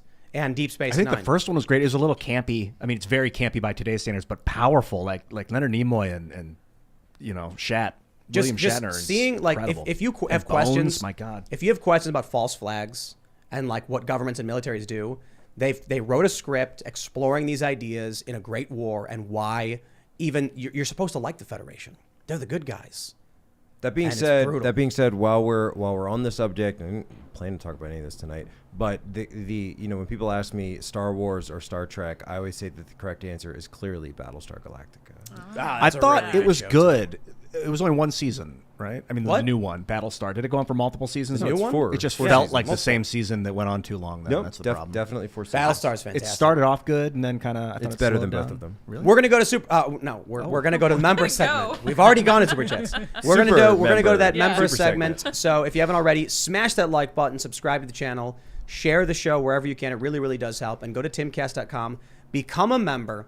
We are going to be doing a major upgrade with a big announcement. I'm really excited for this because we are working towards creating those parallel economies, man. And that's one thing we're planning on doing. So we'll mention that what's happening soon. And if you're having issues, just email members@timcast.com. We want to make sure everybody's being taken care of because these upgrades are causing some bumps, but PayPal also has some issue. So I apologize for that. But go to timcast.com.